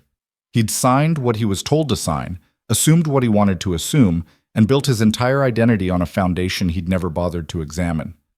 "I screwed up, David. I screwed up everything." "Yeah," David said, and there was no sympathy in his voice. "Yeah, you did. Listen, I have to go. They're asking me to stay on for the transition, and I'm going to say yes. This job means something to me, even if it didn't mean anything to you." "That's not fair. You lied, Evan. You lied to everyone. You stood in front of this whole company and acted like you built it from nothing when you were just the face on someone else's creation. That's not fair." The line went dead.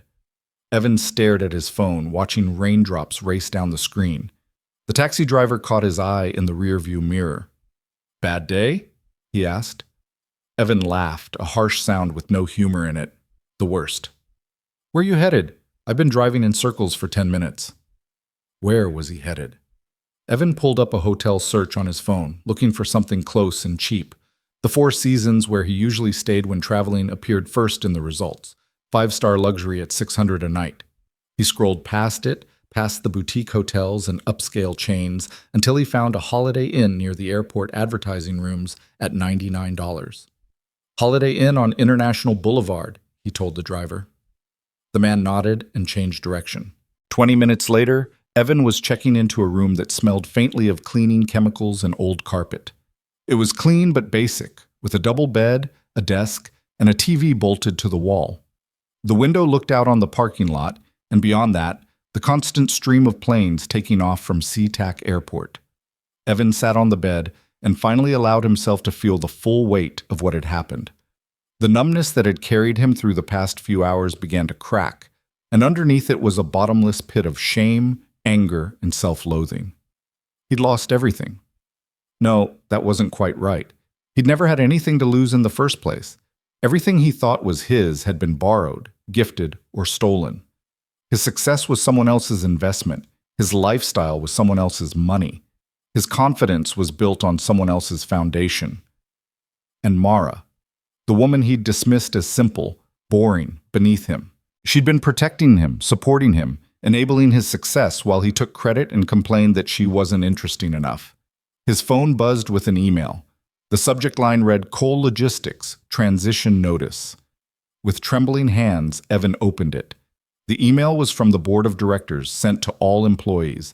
It announced his immediate termination as CEO, citing irregularities in corporate governance that required immediate correction. It named Mara as the majority shareholder and introduced her as the new interim CEO while they searched for permanent leadership. It thanked Evan for his service and wished him well in future endeavors.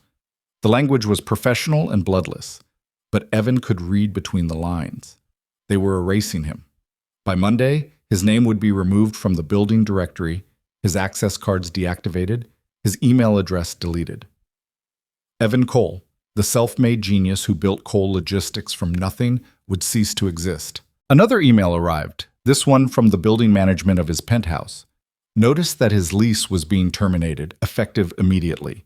The apartment had been leased by Coal Logistics as a corporate residence, and with his termination, he no longer had authorization to occupy it. Then another, from his bank. His corporate credit card had been canceled. His expense account was frozen.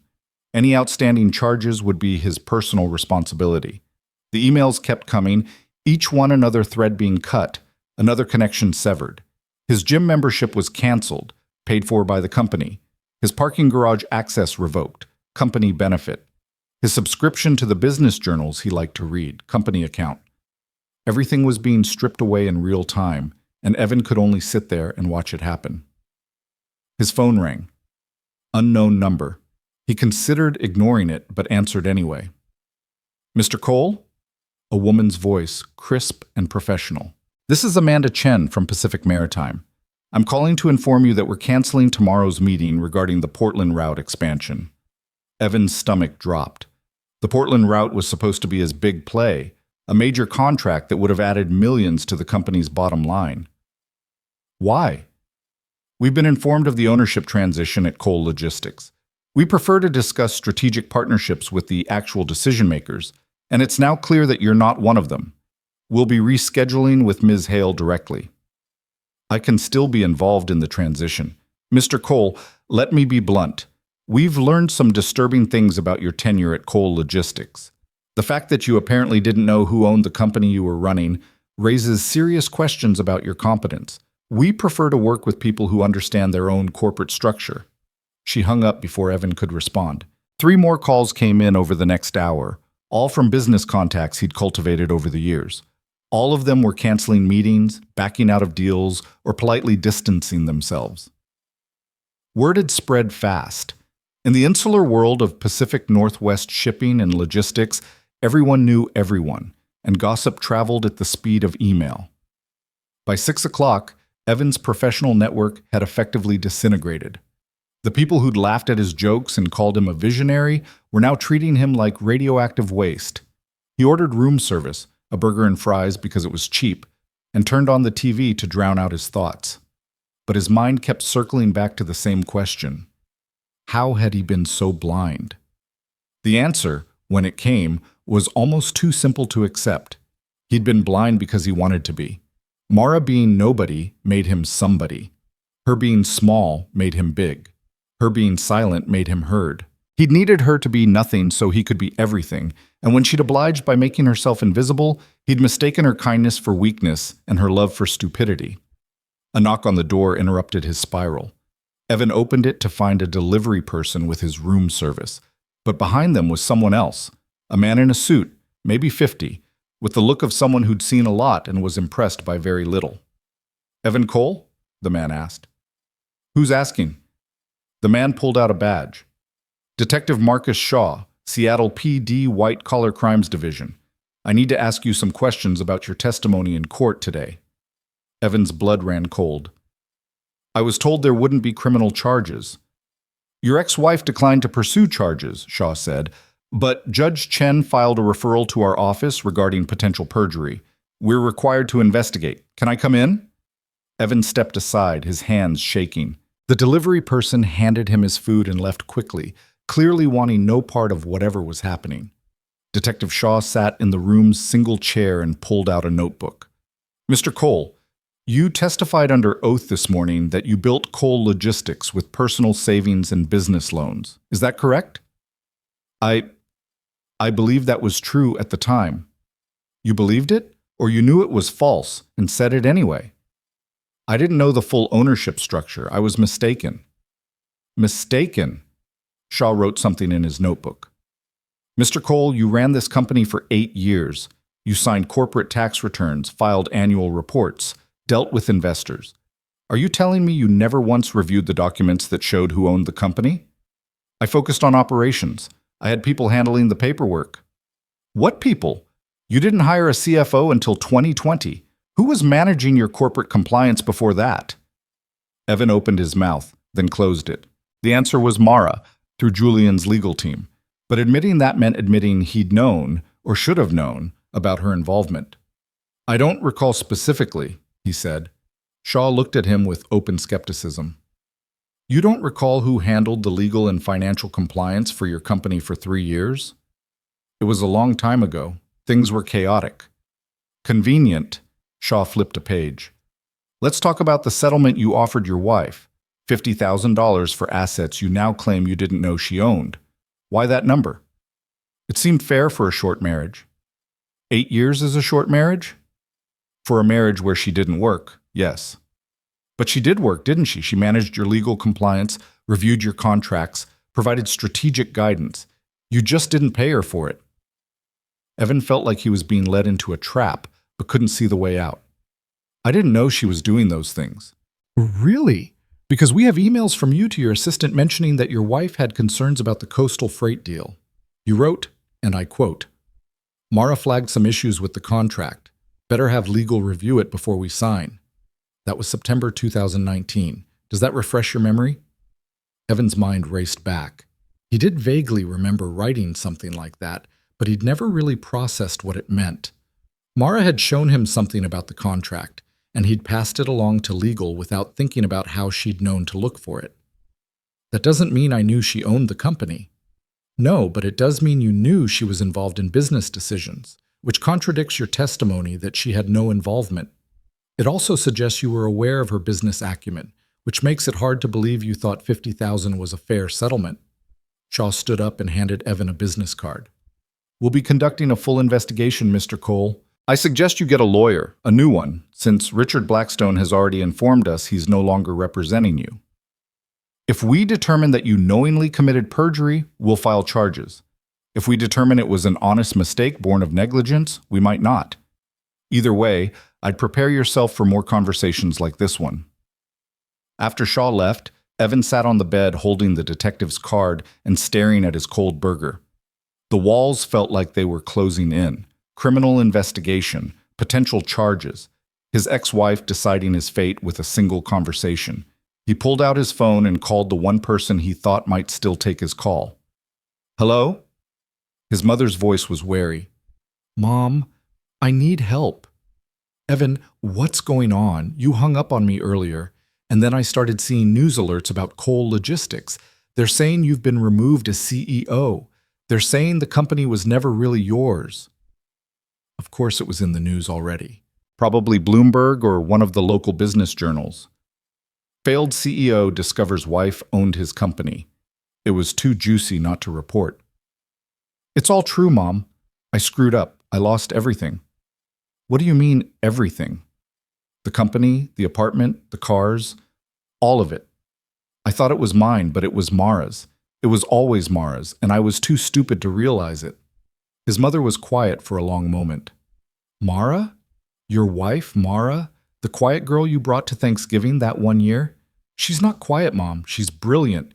She has an MBA from Wharton and speaks 3 languages and owns a $48 million company. She's just been pretending to be quiet because I needed her to be. I don't understand. Neither did I. That's the problem. His mother sighed, that particular sound she made when she was disappointed but trying not to show it. What do you need from me, honey? I don't know. Money, maybe. A place to stay until I figure things out. Evan, you know I'm on a fixed income. I can't. I know, I'm sorry. I shouldn't have asked. Come to Phoenix, she said suddenly. Come stay with me for a while. We'll figure it out together. You can use the guest room. Take some time to think about what's next. The offer was kind, but the thought of crawling back to his mother's house at 42 years old was almost unbearable. Still, what choice did he have? Thanks, Mom. I'll think about it. Evan, I love you. You know that, right? No matter what you've done or lost, you're still my son. I know.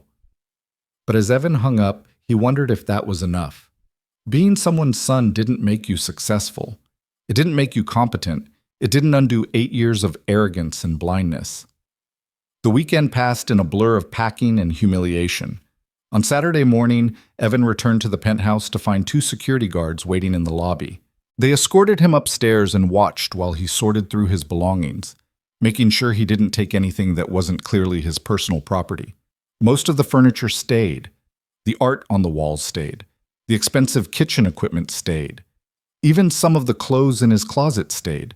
The suits that had been tailored for company events, the watches bought with company funds, the accessories that came with his corporate identity. What remained fit into 4 suitcases and 3 boxes.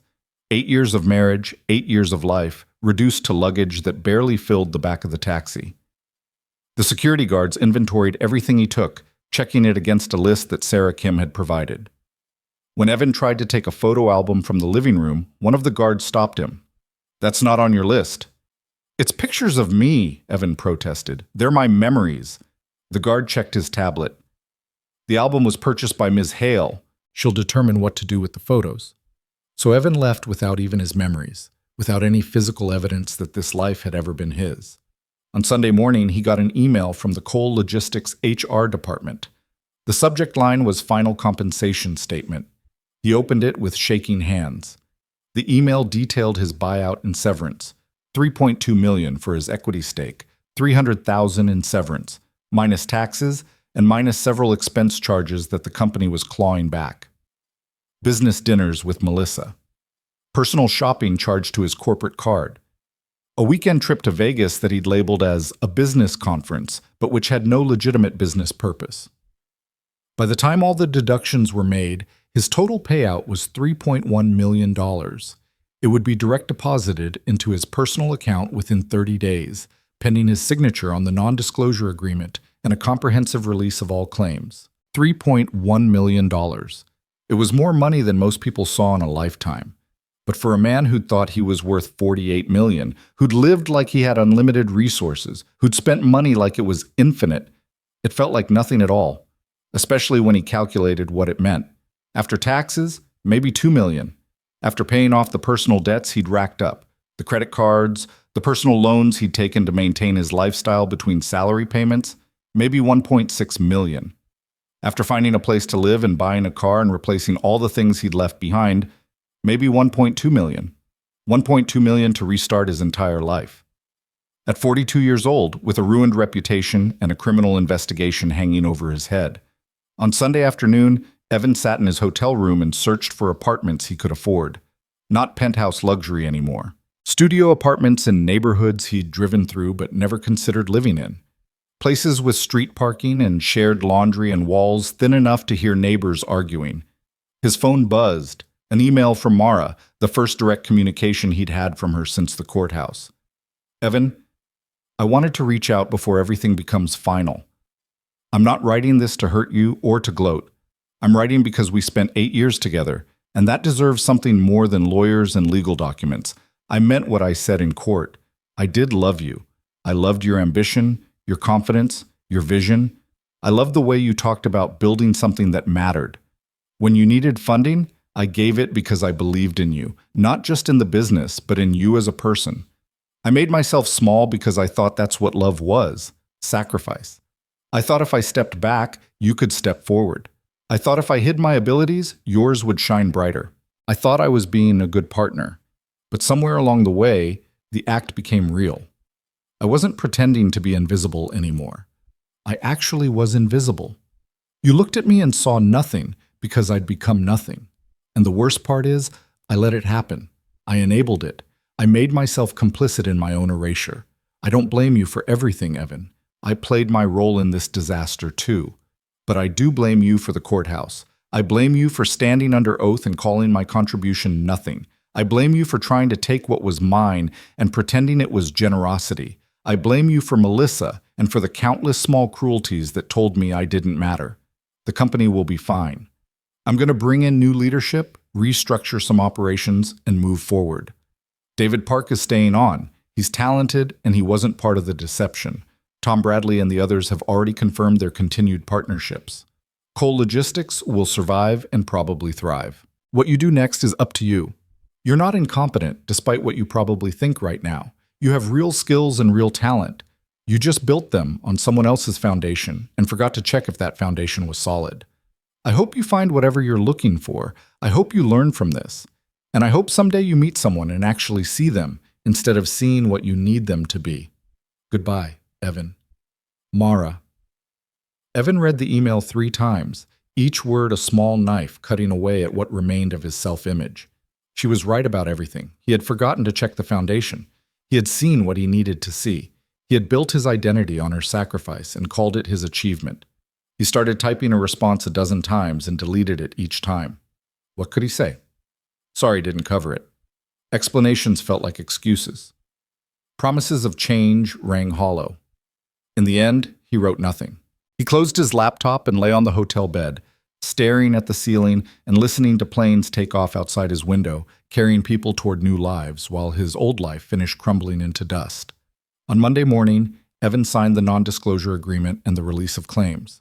A notary came to the hotel room, witnessed his signature, and departed with the documents that would make his divorce final. By noon, the money appeared in his account. $3.1 million, the price of his pride, his arrogance, and 8 years of a marriage he'd never really participated in. Evan booked a flight to Phoenix for the next day. His mother's guest room was small but free, and he needed time to think, to plan, to figure out who Evan Cole was when he wasn't the CEO of Cole Logistics. That night, he did one final search of the news. The business journals had moved on from his story already, relegating it to the archives. But he found one article that made him pause. It was an interview with Mara, published that morning. The headline read, "Mara Hale steps out of the shadows to lead Cole Logistics." In the photo, Mara stood in front of the Cole Logistics building, wearing a sharp business suit and looking directly at the camera with confidence and poise. She looked nothing like the quiet woman who'd sat in the penthouse and made herself small. She looked powerful, competent, fully herself. The article detailed her background: Stanford, Wharton, her family's business empire. It explained her investment in Cole Logistics and her quiet role in its success. It quoted business partners praising her strategic insight. It positioned her as a brilliant investor who'd been operating behind the scenes and was now ready to take center stage. Evan wasn't mentioned until the 4th paragraph, and even then, only as her ex-husband, who served as CEO during the company's growth phase before stepping down during the recent ownership transition. Stepping down. That's what they were calling it. Not fired, not exposed, not removed in disgrace. The media was being kind to him, probably at Mara's direction. She could have destroyed him publicly, could have leaked the details of his perjury and his ignorance, could have made him a cautionary tale for every business magazine in America. Instead, she'd let him step down, preserving what little dignity he had left. Evan closed the article and turned off his phone. Tomorrow he'd fly to Phoenix. Next week he'd start figuring out what came next. Eventually, maybe he'd rebuild something. But tonight, in a hotel room that cost $99 a night, Evan Cole finally understood the full price of his blindness. He hadn't just lost a company or a marriage or his reputation. He'd lost the chance to really know the most extraordinary person who'd ever loved him. And that loss, more than all the others combined, was the one he'd carry for the rest of his life. The Phoenix heat hit Evan like a physical force when he stepped off the plane Tuesday afternoon. It was a different kind of heat than Seattle's mild summers, dry and relentless, the kind that baked the pavement and made the air shimmer. His mother was waiting at baggage claim, looking smaller and older than he remembered, her face creased with worry that she tried to hide behind a smile. "There's my boy," she said, pulling him into a hug that smelled like the lavender perfume she'd worn his entire life. Evan held on to her longer than necessary, this woman who'd raised him alone after his father died, who'd worked 2 jobs to put him through college, who'd believed every story he told about his success without question. He hadn't realized how much he needed someone to hug him without judgment until that moment. "Let's get you home," she said, pulling back to look at his face. "You look exhausted." The drive to her small house in Scottsdale was quiet. His mother tried a few times to start conversations, asking about the flight or commenting on the weather, but Evan could barely muster responses. He stared out the window at the sprawl of Phoenix, strip malls and stucco houses and palm trees that looked nothing like the evergreens of Seattle. His mother's house was a modest single story with a tiny yard and a carport instead of a garage. Evan had sent her money over the years, enough that she could have upgraded, but she'd always refused. "I don't need much," she'd say. "Save your money for your own life." He'd never saved a dime. He'd spent it all on maintaining an image that had never been real. The guest room was small but clean, with a single bed and a dresser and wallpaper that probably dated back to the 80s. Evan's mother had put fresh flowers on the nightstand, a small gesture that somehow made everything worse. "I'll let you get settled," she said. "Dinner's at 6. Nothing fancy, just chicken and rice." After she left, Evan sat on the bed and looked at his 4 suitcases and 3 boxes. Everything he owned in the world, stacked in a room that wasn't his, in a house that felt like admitting defeat. His phone buzzed. Another email, this one from Detective Shaw's office. They were requesting his presence for a formal interview next week. They'd send travel arrangements if he couldn't afford to come to Seattle on his own. The implication was clear. They knew he was broke, knew he was hiding in Arizona, knew he was exactly what he appeared to be, a fraud running from consequences. Evan didn't go down for dinner. He told his mother he wasn't hungry, which was true, and tried to sleep, which was impossible. He lay in bed staring at the ceiling and listening to the sounds of his mother watching TV in the living room, the canned laughter of some sitcom bleeding through the walls. The next morning, Evan forced himself to shower and put on clean clothes. He found his mother in the kitchen making coffee, and they sat together at her small dining table, the silence heavy between them. "You want to talk about it?" she finally asked. "Not really." "You want to tell me what actually happened?" Evan looked at his coffee. "I was married to someone extraordinary and treated her like she was nothing. She owned my company and I didn't know it. I testified under oath that I built everything myself, and now I'm being investigated for perjury. I lost everything because I was too arrogant to see what was right in front of me." His mother absorbed this, her face carefully neutral. This Mara, the quiet girl, she wasn't actually quiet? She was pretending to be quiet because I needed her to be. She has an MBA from Wharton, Mom. She speaks 3 languages. Her brother is Julian Hale. His mother's eyes widened. Even she knew that name. Julian Hale was the kind of wealthy that made headlines. "And you didn't know?" "I never asked. She told me her family was estranged, and I believed it because it was easier than being curious. She made herself invisible, and I let her because having an invisible wife made me feel more important." "Oh, Evan." His mother reached across the table and took his hand. "What are you going to do now?" "I don't know. Wait for the investigation to finish. Figure out if I'm going to prison. Try to find a job somewhere, though I have no idea who would hire me. You're not going to fight for her? Evan looked up sharply. What? Your wife. Are you going to try to win her back? Mom, she divorced me. She owns everything I thought was mine. She's moving on with her life. Why would she want me back? Because you loved each other once. Because 8 years means something. Because people make mistakes and learn from them. This wasn't a mistake, Mom. This was 8 years of systematic cruelty. I made her small so I could feel big. I made her invisible so I could be seen. I don't deserve forgiveness for that. His mother studied him for a long moment. You're probably right, but maybe you should tell her that. Evan spent the next few days in a fog of depression and self-loathing. He tried to look for jobs online, but every listing required references and a clean professional history. He tried to imagine explaining his resume, CEO of a major logistics company, removed due to ownership disputes, and currently under investigation for perjury. Who would hire that person? On Friday, exactly 1 week after the courthouse, Evan got a call from a number he didn't recognize. He almost didn't answer, but something made him pick up. Evan Cole? A man's voice, smooth and professional. Speaking. This is Robert Chen. I'm an attorney with Morrison & Associates. I represent Mara Hale in ongoing matters related to Cole Logistics. Do you have a few minutes to talk? Evan's stomach clenched. What does she want now? I signed everything. I agreed to everything. This isn't about the divorce settlement, Mr. Cole. This is about something else. Mrs. Hale would like to offer you a consultation opportunity. A what? She's restructuring Cole Logistics and has identified several operational inefficiencies that need addressing. She remembers that you implemented some successful systems during your tenure, and she'd like to hire you as a consultant to help smooth the transition. Evan was so stunned he couldn't speak for several seconds. She wants to hire me? On a limited contract basis, yes. 3 months, 20 hours per week, at a rate of $200 per hour. You'd be working with the new operations team to document existing processes and provide institutional knowledge. $200 an hour for 20 hours a week was $16,000 a month. For 3 months, that was $48,000. It was more than generous. It was a lifeline. Why? Evan finally asked. Why would she do this? Robert Chen was quiet for a moment.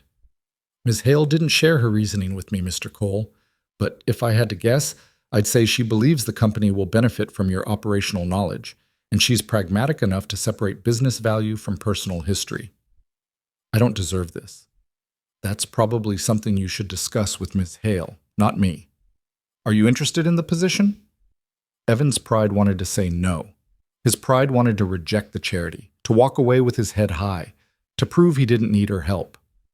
But his pride had destroyed his life once already. Maybe it was time to let it go. Yes, he said. I'm interested. Excellent. I'll send over the contract. The work would be remote, so you can stay in Arizona. First meeting is scheduled for Monday via video conference. Ms. Hale will be on the call.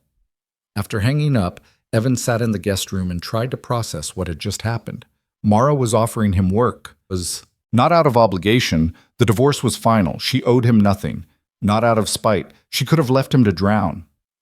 She was doing it because, even after everything, she saw value in him that he'd never seen in himself. The contract arrived an hour later. Evan read every word, looking for catches or conditions, but it was straightforward. 3 months of consulting work at a fair rate, with clear deliverables and professional boundaries.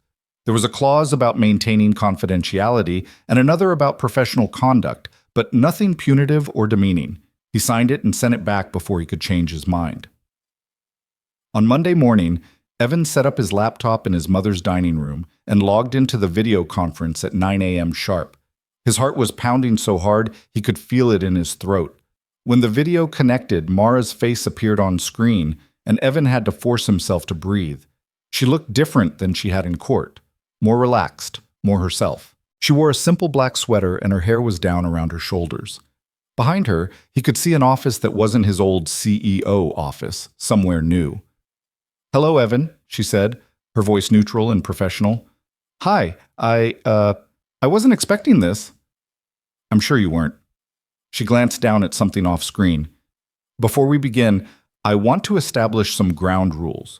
This is a professional relationship. We're not going to discuss the divorce or the marriage or anything personal. You're here because you have knowledge that's valuable to the company's transition. That's all. I understand. Good. Now, I need you to document the current routing system for the Pacific Northwest Corridor. David Park tells me most of it exists only in your head and in some spreadsheets that aren't properly organized.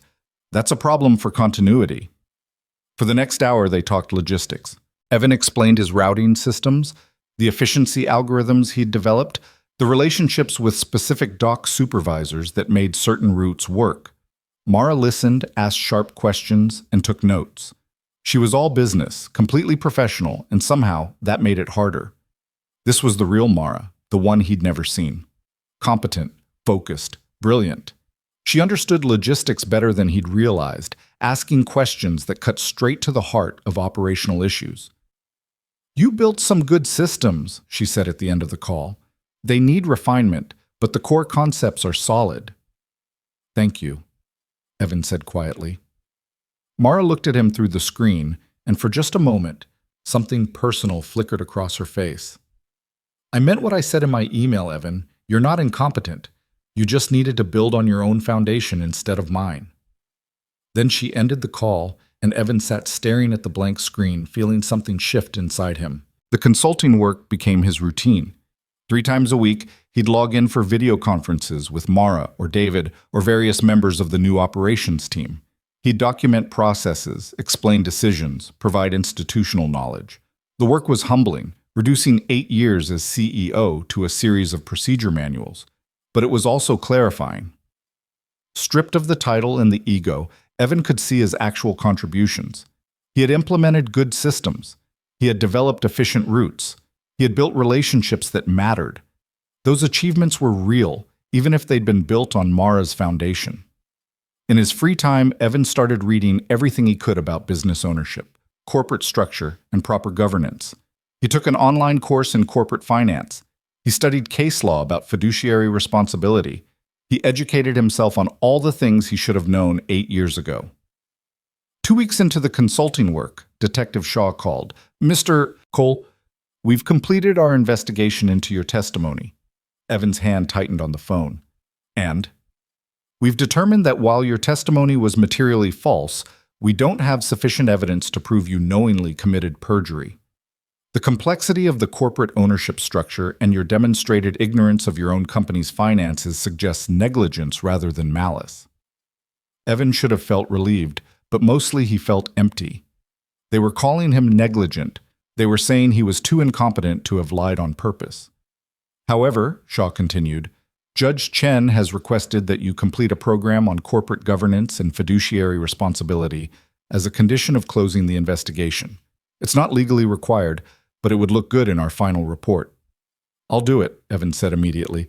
"Whatever she wants." "Good. I'll send you the information. And Mr. Cole, learn from this. You got lucky this time." After the call ended, Evan sat in the Arizona heat and acknowledged the truth. He had gotten lucky. Lucky that Mara declined to press charges. Lucky that the detective believed his ignorance was genuine. Lucky that he was facing embarrassment instead of prison time. Lucky that the woman he'd betrayed was kinder than he deserved. 6 weeks into the consulting contract, Evan had a video call scheduled with just Mara. No David, no operations team, just the 2 of them. When she appeared on screen, she looked tired. "We need to talk about the Portland route," she said. "What about it?"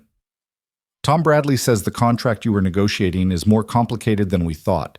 There are performance clauses that could expose us to penalties if we don't meet certain benchmarks. Did you know about these?" Evan remembered the Portland route, remembered being so excited about landing the big contract that he hadn't read the fine print carefully. "I knew there were performance standards, but I didn't realize they were so strict." "They're very strict, Evan, and some of them are nearly impossible to meet with our current infrastructure." "I'm sorry. I should have been more careful." Mara rubbed her eyes. "You should have. But that's not why I'm calling. I need your honest assessment. Can we meet these standards if we invest in infrastructure upgrades?" For the next hour, they worked through the problem together. Evan explained the gaps in their current system. Mara calculated the cost of upgrades against the potential revenue. They debated timing and implementation and risk tolerance. It felt like a partnership. For the first time in their entire relationship, they were working together as equals, both bringing value, both being heard.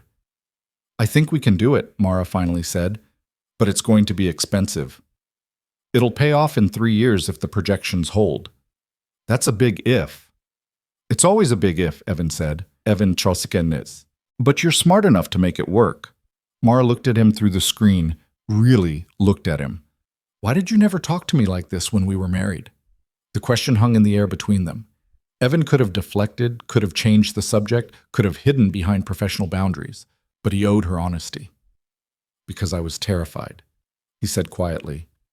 "Terrified that if I let you be smart, everyone would see that you were smarter than me. Terrified that if I let you be capable, everyone would realize I wasn't as capable as I pretended to be. Terrified that if I let you shine, no one would notice me at all. So you made me dim." "Yes, and I'm sorry. I know that doesn't fix anything, but I am so desperately sorry, Mara." She was quiet for a long time. "I'm sorry too." "For what?" "You didn't do anything wrong." "I did, though. I let you do it. I made myself small because I thought that's what love was. I enabled your worst instincts because I was afraid that if I stood up for myself, you'd leave. And in the end, you left anyway, so what was the point? The point is that you deserved better. You deserved someone who saw you." "Yes," Mara said simply. "I did." The call ended shortly after, but something had shifted. They'd said things that needed saying, acknowledged truths that had been buried under 8 years of performance and pretense. The consulting contract ended after 3 months, as specified. Evan had documented everything, trained the new operations team, and provided all the institutional knowledge he could. Mara sent him a final payment with a note. "Thank you for your professionalism. Good luck with whatever comes next." What came next was uncertainty. Evan had saved most of the consulting money, adding it to what remained of his settlement. He had enough to live on for a while, but not forever. He needed a plan. His mother found him sitting in the backyard one evening, staring at the desert sunset. "You've been here 4 months," she said, settling into the chair next to him. "Any thoughts about what's next?" "I've been applying for jobs. No one wants to hire the guy who didn't know he didn't own his own company. So start something new. With what capital? What credibility? With what you learned, Evan. You made mistakes, but you also built real skills. Use them." Evan thought about this. He did have skills. He understood logistics, routing, efficiency. He'd just been using those skills in someone else's company without realizing it. "I'd need investors," he said. "So find them. But this time, know who they are. Know what you owe them. Build something real on a foundation you actually own." It was simple advice, but it resonated. That night, Evan started sketching out a business plan.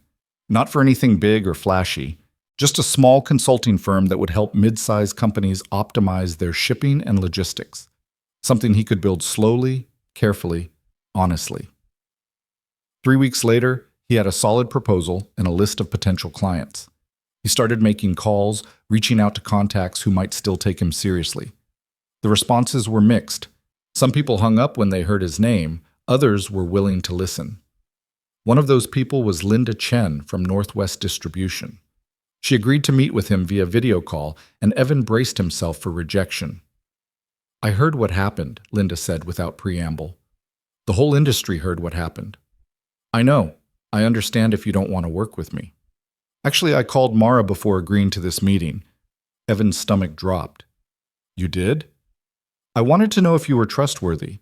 She said you were an idiot but not a criminal. She said you'd learn from your mistakes. She said if I hired you for consulting work, you'd probably do a good job because you actually understood logistics, even if you didn't understand ownership." "She said that?" "She did. So I'm willing to give you a shot. Small project, 3 months, we'll see how it goes." It wasn't much, but it was a start. Over the next 6 months, Evan slowly built a small consulting practice. He worked from his mother's house, kept his overhead low, and charged reasonable rates. He wasn't getting rich, but he was earning an honest living doing work he actually understood. He also completed Judge Chen's required program on corporate governance. The classes were humbling, forcing him to confront just how much he hadn't known. But they were also educational, giving him the foundation he should have had from the beginning. 8 months after the divorce, Evan got an email from Julian Hale. The subject line was Conversation. Mr. Cole, I'd like to speak with you about a business matter. Please call my office to schedule a time. Evan stared at the email for a full hour before calling. Julian's assistant scheduled a video conference for the following Tuesday. When Julian appeared on screen, he looked exactly like he had in court, composed, powerful, intimidating. But his expression was neutral rather than hostile. Mr. Cole, thank you for taking this call. I didn't think I had a choice. You always have a choice. I want to talk to you about Mara. Evan's heart skipped. Is she okay? She's fine. Thriving, actually. Cole Logistics is doing better than ever under her leadership. She's gained recognition in the industry, made some brilliant strategic moves, proven herself to everyone who doubted her. That's good. She deserves that. She does. Julian leaned forward slightly. But she's also still processing what happened between you two. She put 8 years of her life into making you successful, and you threw it back in her face. That kind of betrayal doesn't heal quickly. I know. I think about it every day. I'm not telling you this to make you feel guilty, Mr. Cole. I'm telling you this because I need you to understand something. My sister is extraordinary. She's brilliant, capable, and deserves someone who sees that. If you ever consider reaching out to her again, if you ever think about trying to rebuild something, you need to be absolutely certain you can be that person. I'm not that person, Evan said quietly. I'm working on it, but I'm not there yet. And honestly, I don't know if I'll ever be good enough for her. Julian studied him through the screen. That's probably the smartest thing you've said in our entire acquaintance. Work on yourself, Mr. Cole. Become someone worthy of her. And maybe, someday, you'll have something real to offer. Why are you telling me this? I thought you hated me. I do hate what you did to my sister, but Mara asked me not to destroy you, and I honor her wishes. Consider this my version of mercy, a chance to become better than you were. The call ended, and Evan sat with Julian's words. Become someone worthy of her. It seemed impossible, but maybe that was the point. Maybe the goal wasn't to win Mara back. Maybe the goal was to become the kind of person who deserved her in the first place, whether or not she ever gave him another chance. 1 year after the divorce, Evan's consulting practice was stable enough that he could afford his own apartment. It was small, a 1-bedroom in Tempe, but it was his, really his, paid for with money he'd earned through work he'd done, with no one else's foundation underneath it. He'd also started volunteering at a nonprofit that helped small business owners understand corporate structure and financial management. It was his way of paying forward the painful lessons he'd learned, helping others avoid his mistakes. His phone rang one evening as he was unpacking boxes in his new apartment. Unknown number, Seattle area code. Hello? Evan? It's David Park. Evan sat down on a half-unpacked box. He and David had spoken a few times during the consulting work, but not since. David, hey, how are you? Good. Really good, actually. Listen, I'm calling because Mara asked me to reach out. Evan's heart started racing. Is everything okay? Everything's fine. But we're hosting a logistics conference in Seattle next month, and Mara thought you might want to attend. Not as a speaker or anything formal, just as an attendee. Networking opportunity, chance to meet some potential clients. She wants me there? She suggested it, said you've been building something legitimate and might benefit from the connections. The company will cover your ticket and hotel if you want to come. Evan tried to process this. After everything, Mara was still helping him, still seeing potential in him, still offering grace he didn't deserve. I'll be there, he said. The conference was 3 weeks away. Evan used that time to prepare, researching attendees and potential clients, refining his pitch, making sure he could present himself professionally. This wasn't charity anymore. This was an opportunity, and he intended to earn it. The Seattle Conference Center was packed with industry professionals when Evan arrived. He checked in, got his badge, and tried not to think about the last time he'd been in this city. He didn't see Mara that first day. She was doing a keynote speech that afternoon, but Evan deliberately stayed away. This wasn't about seeing her. This was about building his own credibility. He networked, attended sessions, learned new industry trends. People recognized his name, and some conversations ended awkwardly, but others were productive. He landed 2 potential consulting contracts just on the first day. On the second day, Evan was getting coffee during a break when he heard a familiar voice behind him. "You came." He turned to find Mara standing there, looking professional and confident in a navy suit. She looked good, healthy, like someone who'd been liberated rather than damaged. "I did. Thank you for the invitation." "How's it going?" "Good. Really good, actually. I've made some good connections." They stood there awkwardly, 2 people who'd shared 8 years of life and now barely knew how to talk to each other. "I heard about your consulting practice," Mara said. "Linda Chen says you did good work for her." "I'm trying, learning as I go." "That's all any of us can do." She glanced at her watch. "I have a meeting, but Evan, I'm glad you came. I'm glad you're building something real." "Mara, wait." She paused, looking back at him. "I just wanted to say one more time that I'm sorry. For all of it. You deserved so much better than what I gave you."